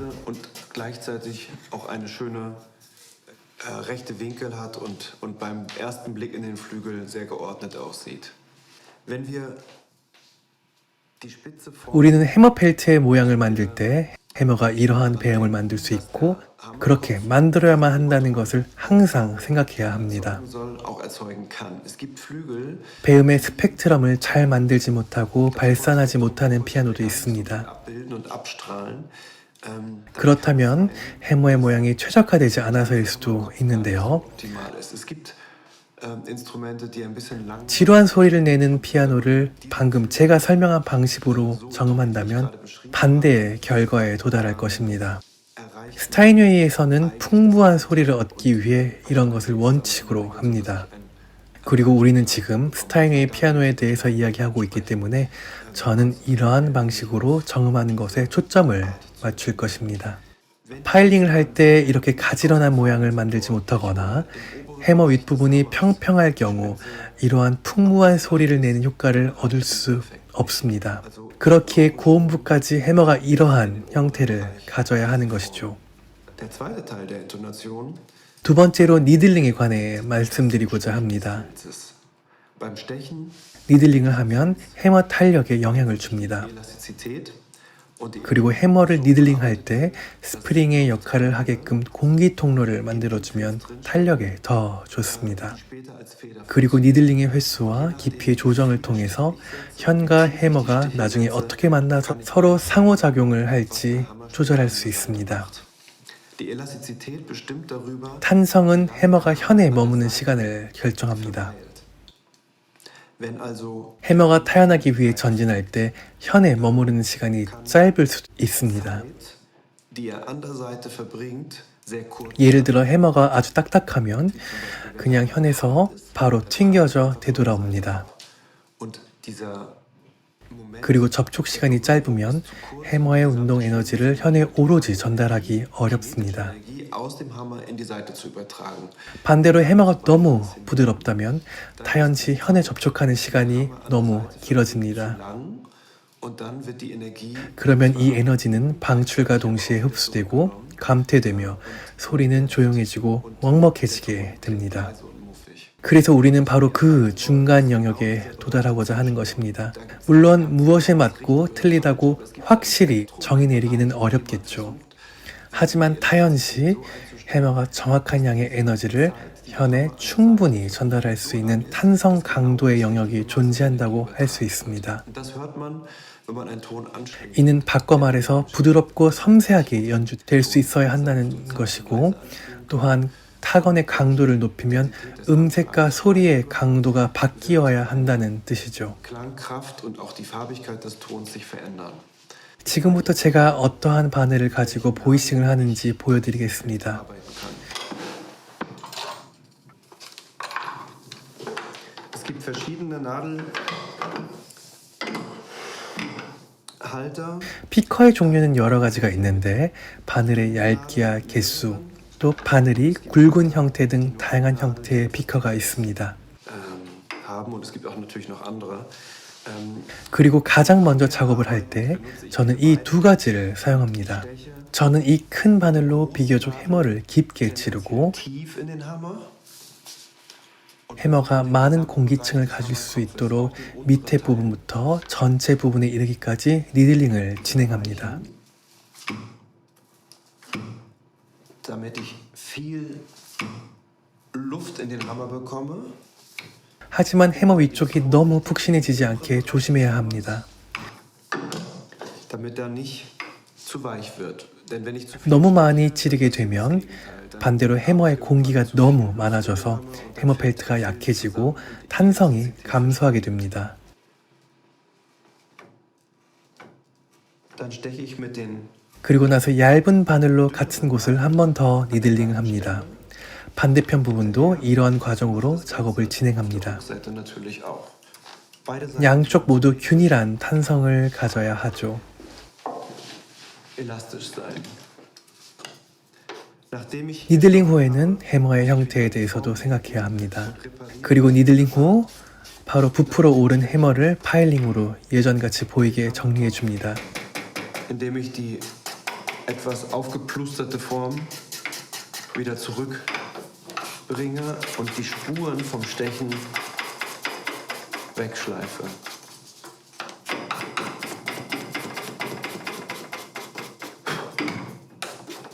Sodass mein Kopf wieder genauso aussieht wie vorher. 그렇지만 해머 내부는 이전보다 더 많은 탄성을 갖고 있죠. Eine höhere Elastizität ist.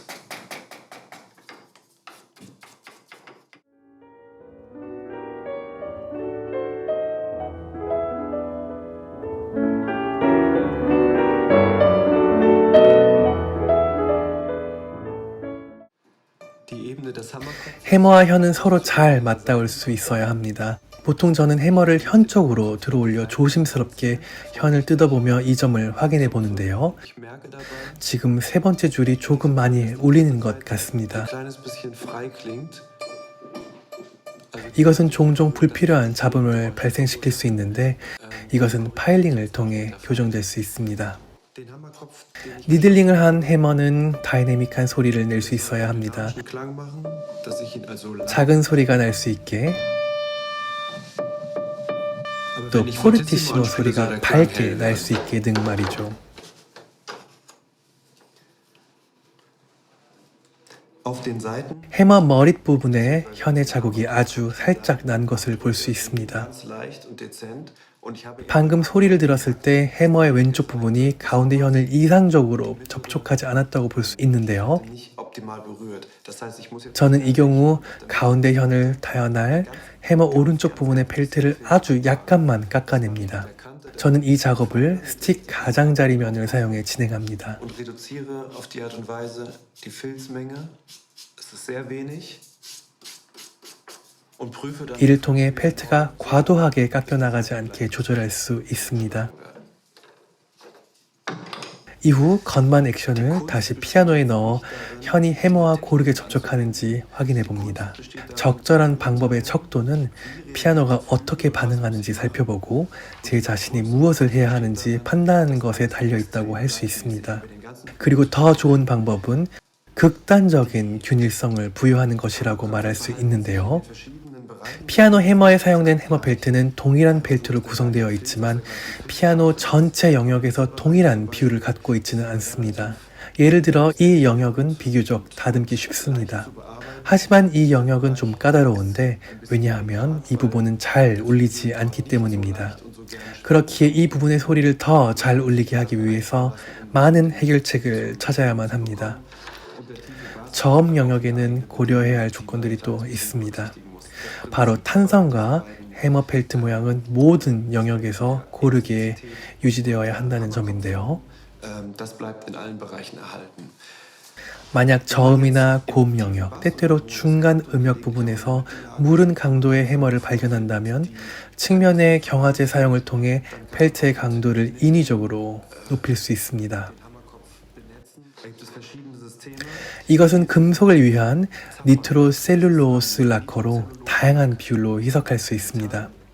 예를 들어 1대10, 1대5, 1대3, 1대2 등등 그리고 다양한 방법을 사용하여 해머 펠트의 강도를 변화시킬 수 있습니다. Techniken, die Filzfestigkeit verändern. 피아노 액션을 세로로 세운 후 펠트 측면에 한 방울씩 도포할 수 있는데요. Und von der anderen Seite tropfenweise die Seite stärken. Man kann mit 아주 얇게 경화제로 해머 펠트 전체에 도포할 수 있습니다. einem Hammerkopf tränken. Man kann auch, 해머 펠트 측면 어깨 쪽에 붓으로 경화제를 도포할 수도 있고요. den man nur in die Schulter ziehen lässt. 그리고 고음 부분, 특히 해머 머리 쪽의 위쪽에서부터 타연점 부분에 도포하는 방법도 있습니다. Die Aufschlagfläche gehärtet wird. Das muss man 여러 종류의 경화제와 희석하는 양 등을 훈련 과정을 통해 경험과 데이터를 축적해야 합니다. Verdünnungen ausprobieren. 이를 바탕으로 어떤 해머에 어떤 경화제가 적합한지 알아낼 수 있습니다. Im Hammerkopf passiert. Die Tränkarbeit. 경화제 도포는 복잡한 작업이며 다음 작업으로 나아가기 전 잘 건조시켜야 하기 때문에 시간이 많이 소모됩니다. arbeiten kann. Aber diese 하지만 이런 작업은 불가피하다고 할 수 있습니다. 해머는 본질적으로 안정성이 부족하기 때문에 이러한 작업을 완전히 포기할 수는 없는 것이죠. darauf vollständig verzichten können. Ja, 지금까지 정음 작업에 관한 제 견해였습니다. 시청해주셔서 감사합니다. ausprobieren.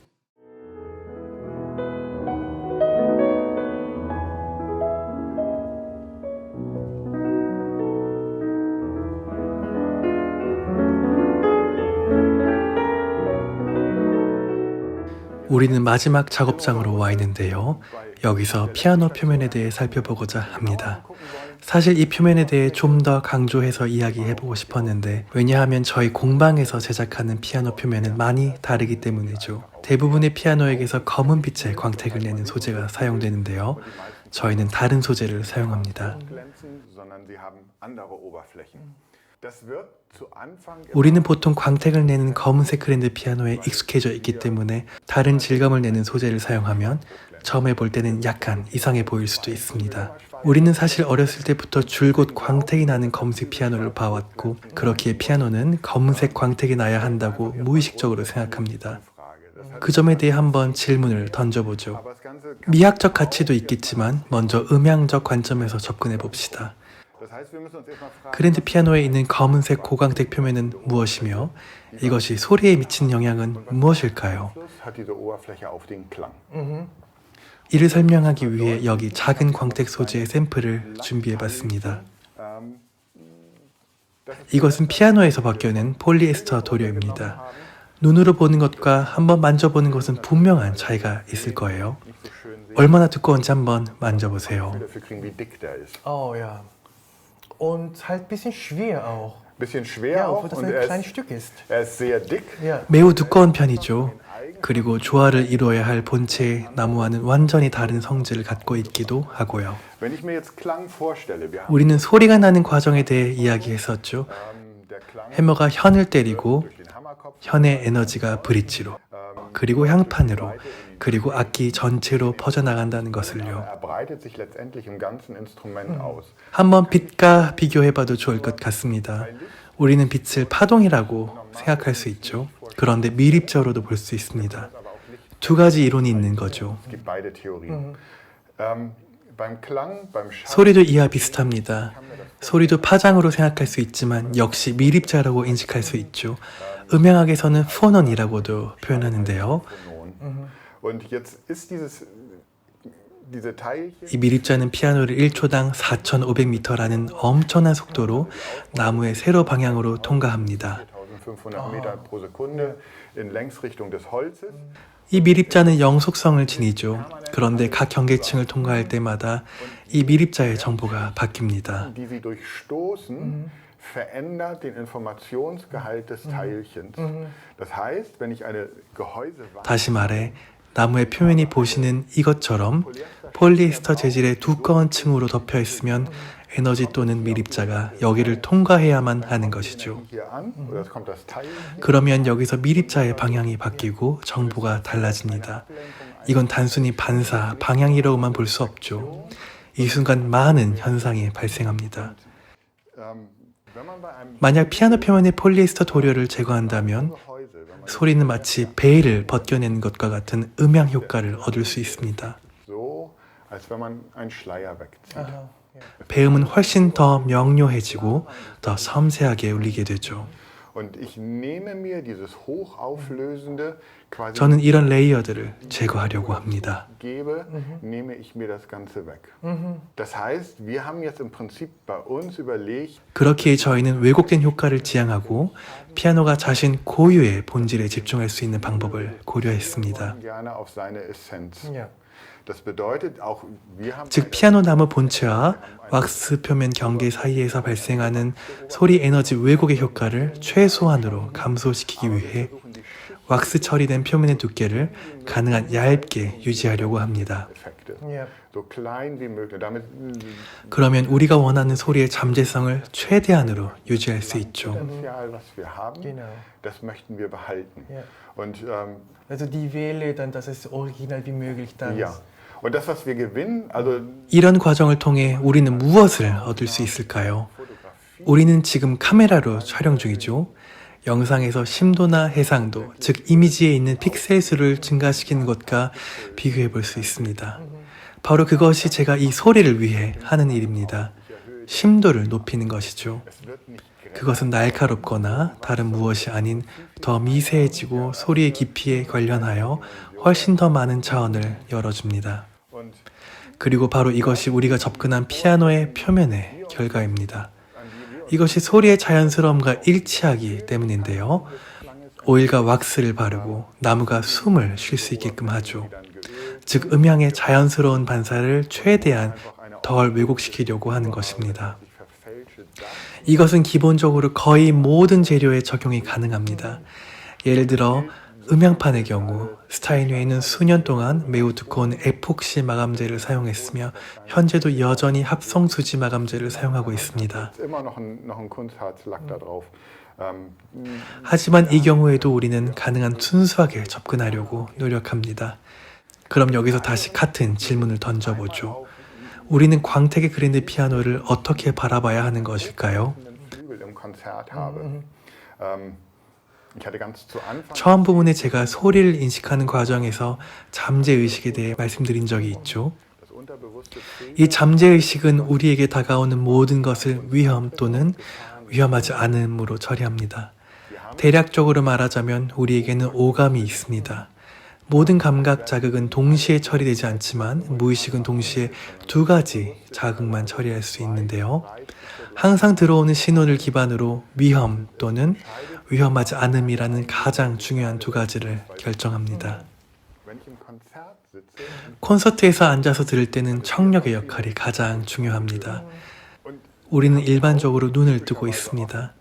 그런데 눈을 감고 음악을 들으면 눈을 뜨고 들었을 때와 완전히 다른 음악이 들립니다. als wenn man die Augen auf hat.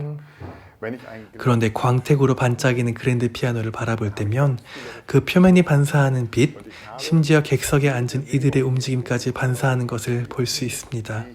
바로 음악을 들을 때 말이죠. 이는 음악 감상에 방해되는 요소라고 생각합니다. 음악 감상에 집중하려고 해도 이런 시각적인 움직임과 방해에 의해 주의가 산만해지는 거죠. optische Bewegung und optische Genau, die Störung. Visualität ist aktiviert. Und das ist eine Sache, 그렇기에 음악 감상에서 시각적인 산만함을 최소화하기 위해 무광택으로 표면을 마감합니다. 우리가 그럼에도 정말 좋아하는 것은 피아노 뚜껑 안쪽에 광택 있는 페인트를 얇게 바르는 것입니다. 그러면 피아노 내부가 반사되기 때문에 시각적으로도 정말 멋지게 보입니다. 원칙적으로 우리는 연주회를 위해 시각적인 차분함을 만들려고 노력합니다. Konzert selber fürs Musikmachen auch Ruhe, optische Ruhe zu erzeugen. Dann das ist das, was wir vor unseren Augen haben hier. Ja. Das ist dann die typische Oberfläche, die von der Klangmanufaktur entwickelt worden ist. 맞습니다. 이게 바로 저희 고유의 표면이죠. 현재 표면에 기름칠과 왁스칠이 된 그랜드 피아노를 본다면 저희 제품일 확률이 매우 높습니다. Ja, also für mich ist es so, also ich kenne natürlich euren Flügel und ich freue mich jedes Mal, den Flügel zu sehen, weil ich habe hier irgendwie, also ich kann nicht mich bemühen hier, oder ich besser gesagt, ich würde so gerne auch den Flügel anfassen. Ja. Aber wenn ich so einen so lackierten, die sehr glanzt lackierte Oberfläche sind, ich glaube, ich kann nicht so gerne den Oberflächen anfassen, weil dann da bleibt doch ein Fingerabdruck. Ja. Aber hier ist es schon sehr menschlich irgendwie. 음악가를 포함한 여러 사람들이 저희 공방에 와서 먼저 그랜드 피아노를 손으로 만지는 장면을 자주 경험합니다. Den Flügel anfassen. Genau. Und jetzt muss ich mir überlegen, das ist ein Musikinstrument. Hier steht ein 고광택 그랜드 피아노는 제게 이렇게 말하는 것 같죠. 손을 떼십시오. 나에게서 떨어져. 그런데 이러한 매트한 표면의 피아노는 마치 나를 만져도 돼요. 나랑 놀자라고 이야기해 주는 것 같아요. 바로 이것이 하나는 친근함을 말하는 것이고 다른 하나는 거리감을 말하는 것이겠죠. 또한 광택이 나는 표면은 그 밑에 무엇이 있는지 자신을 결코 드러내지 않습니다. 하지만 이 매트한 표면은 마치 와서 자신을 들여다보라며 초대한 것 같죠. 그렇기에 악기가 우리에게 어떤 시그널을 보내는지에 관해서도 시각적인 면으로 접근해 볼 필요도 있습니다. Ja, stimmt. Es geht nicht nur um die Ohren, sondern auch Äußerlichkeit oder Visualität oder auch das Gefühl ja, von dem Hand, was man wirklich da anfühlen können. Ja. Ja.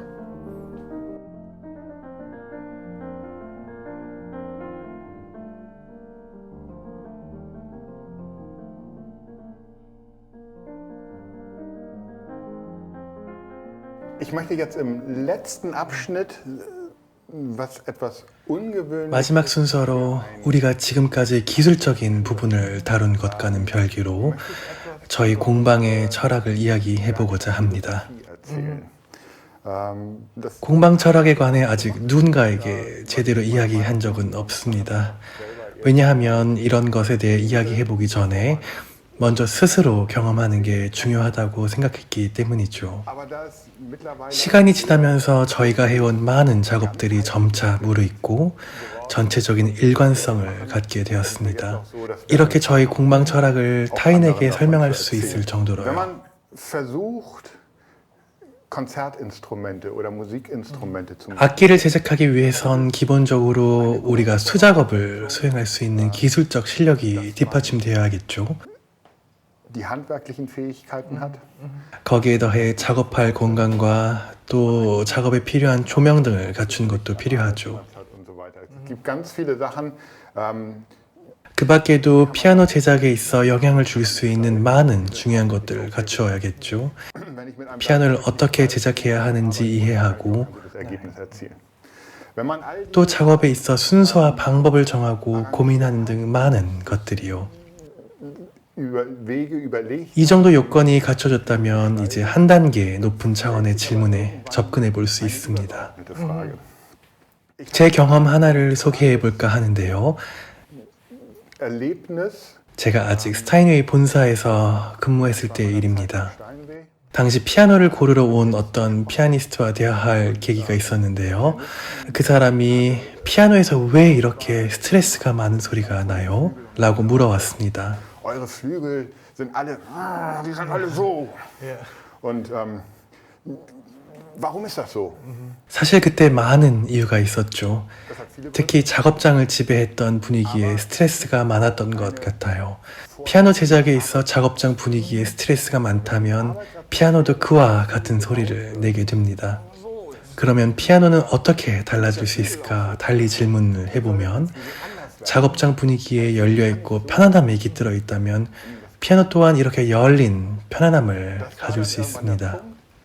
이 점이 바로 저희가 공방을 시작하며 고민한 부분과도 같습니다. 도대체 어떻게 해야 할까? 좋은 피아노를 제작하기 위해서 우리는 서로 어떻게 협력해야 하는 것일까?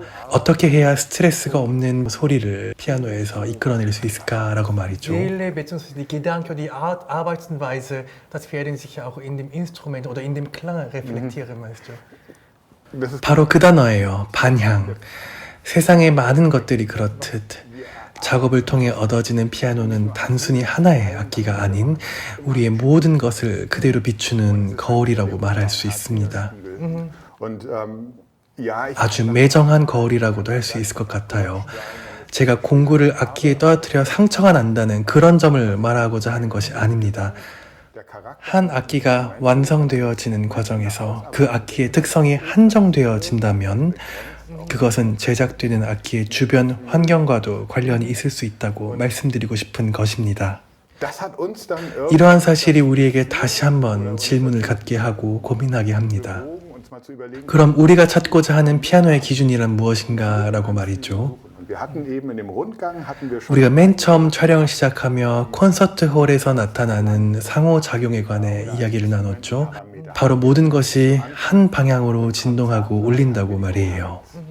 음향판과 건반 액션에 대해서 이야기했을 때도 진동에 관해 그리고 즉각적인 반응 능력에 관해 이야기했었죠. 현을 거치할 때 밸런스에 관해서도 이야기했습니다. schnelles Reagieren. 모든 음역대가 고르게 울리는 게 중요하기 때문에요. 또한 88개의 건반 사이의 고른 밸런스 또한 중요합니다. 88개의 건반 중에 어떠한 건반도 다른 어떠한 건반보다 덜 또는 더 중요한 것은 없을 것입니다. 이런 밸런스가 좋아질수록 피아노를 연주하는 것이 더 좋아지고 편해지고 또 직관적인 연주가 가능하게 될 것이기 때문입니다. 우리는 브이바에 관해 이야기하면서 소리의 명료성, 명확성에 관해 이야기했습니다. 배음의 특성과 관련지어서 말이죠. 그를 통해 우리가 원하는 그대로를 표현할 수 있는 소리의 투명성이 생성된다는 것에 대해서도 이야기를 나누었습니다. 특성이 한정되어지지 않고 큰 다이나믹을 소화할 수 있는 피아노를 우리는 원합니다. 수많은 소리의 색채를 담고 있는 커다란 팔레트를 갖고 다양한 소리를 표현해낼 수 있는 악기를요.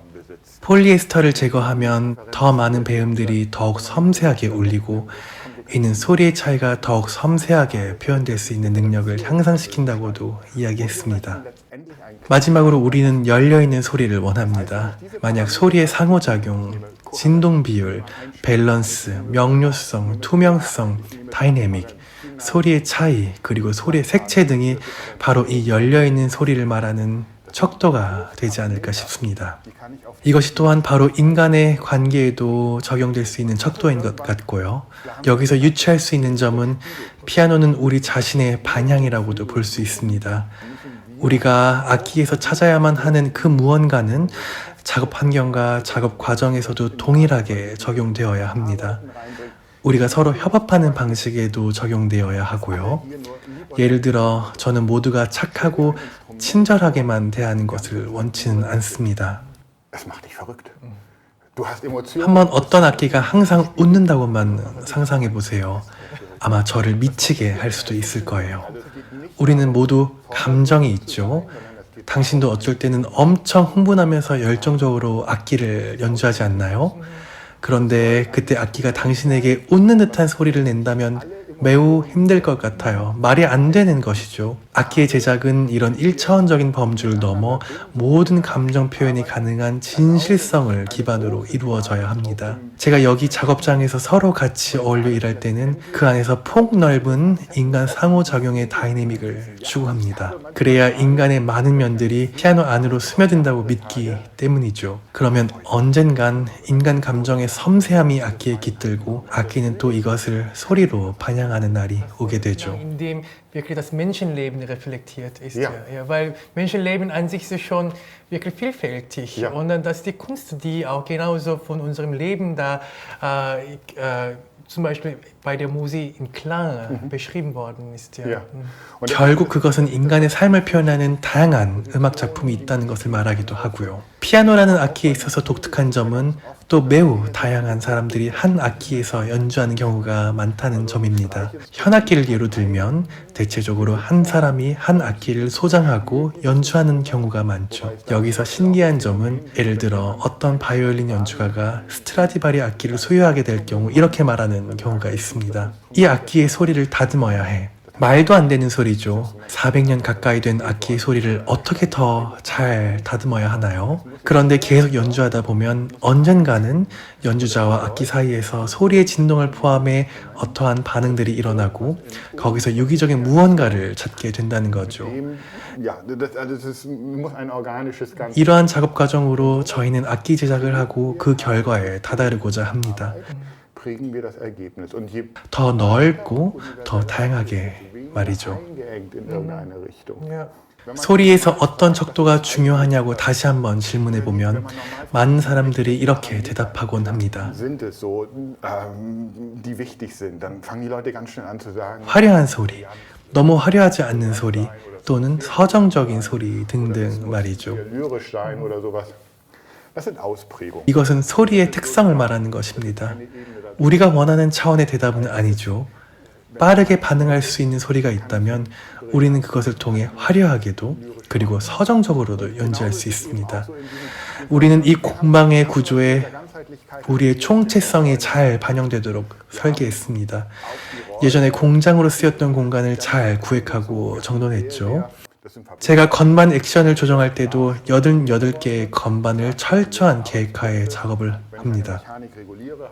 작업의 계획과 실행이 잘 이행되어야 하죠. 하지만 그럼에도 불구하고 자연스러움은 지켜내야 합니다. 그러한 자연스러움의 상징으로 저희는 공방 공간에 자작나무를 많이 걸어두었습니다. 이 점은 우리가 철저한 계획과 더불어 자연스러움, 이 두 가지를 찾는다는 뜻을 말합니다. 이 두 가지는 서로 잘 연결되어질 수 있습니다. 저는 투명성 또한 추구합니다. 그래서 이곳 공방에는 유리문과 창문 또한 어디서든 찾아볼 수 있죠. 어디서 어떤 일이 일어나는지 잘 볼 수도 있고요. 그렇기에 투명성은 한편으로는 개방성을 상징하기도 합니다. 이것은 같은 척도의 개념을 말하는 것이죠. Und wir fangen jetzt 저도 작업을 진행하면서 현재 진행 과정에 대해 모르거나 악기에서 무엇을 찾아야 하는지 또 작업 수행 과정에서 어떤 결정을 내려야 할지 모르는 경우가 종종 있습니다. 그럴 경우 다시 초심으로 돌아가 심사숙고하며 제게 스스로 질문하곤 합니다. 지금 모든 것이 명료한가? 명료하게 커뮤니케이션 되고 있는가? 모든 작업자들이 상황을 명확하게 이해하고 있는가? 어떤 점이 불분명한가 등을 말이죠. 그 질문의 답을 찾는 동안 저는 과연 명료하고 명확하게 일을 진행하고 동료들에게 전달했는가 등을 확인합니다. 이 공방은 상하 계급을 이루는 조직이 존재하지 않습니다.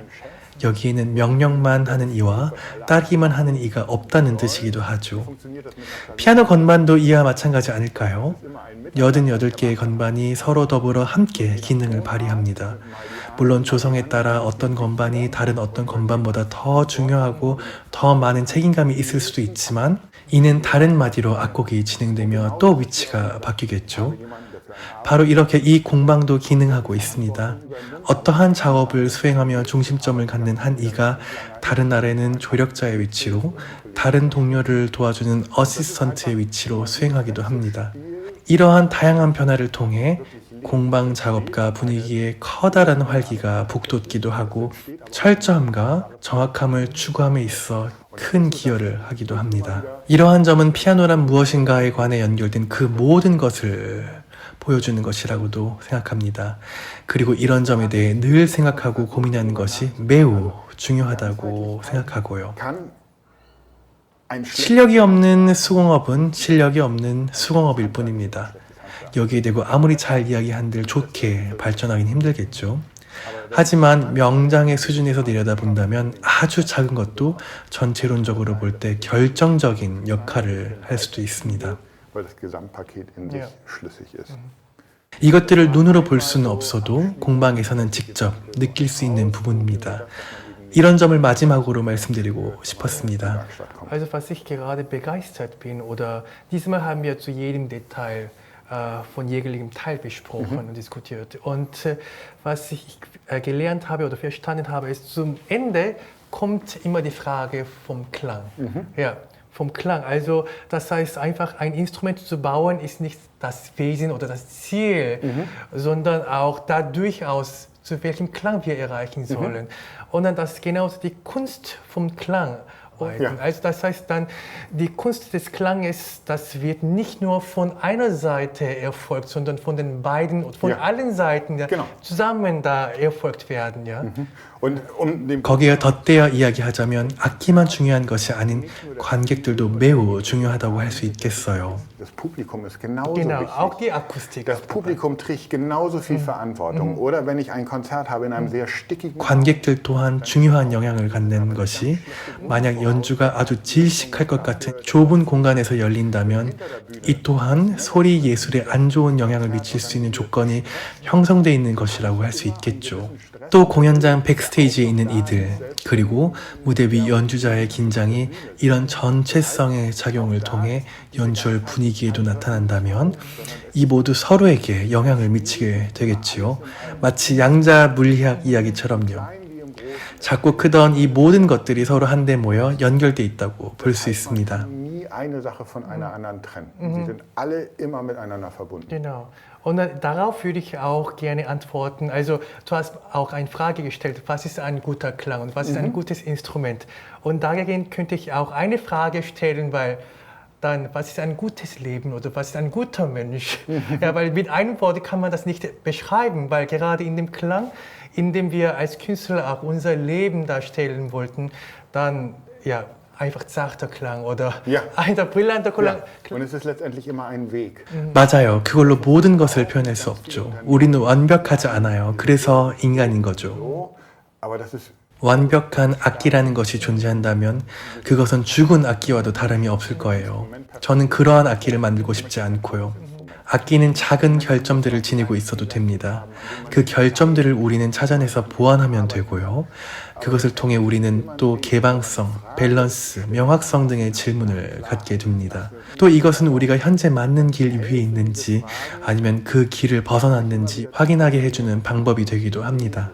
그렇지만 절대적이고 최종적인 답변은 없겠죠. 물론 그 답변을 찾기 위한 노력은 중단되지 말아야 하지만요. Realistische Perfektion gibt es ja vielleicht doch nicht, aber der Versuch zur Perfektion, das bleibt vielleicht in dem Prozess, ja. 그 과정은 항상 존재합니다. 만약 당신이 10년 전에 어떤 쇼팽의 작품을 연주하고 30년 뒤에 연주한다면 완전히 다른 곡이 돼 있을 수도 있겠죠. Das heißt dann, ich bin auch gespannt, in 30 Jahren hier zurückzukommen, wie der Vögel klingt. Ja.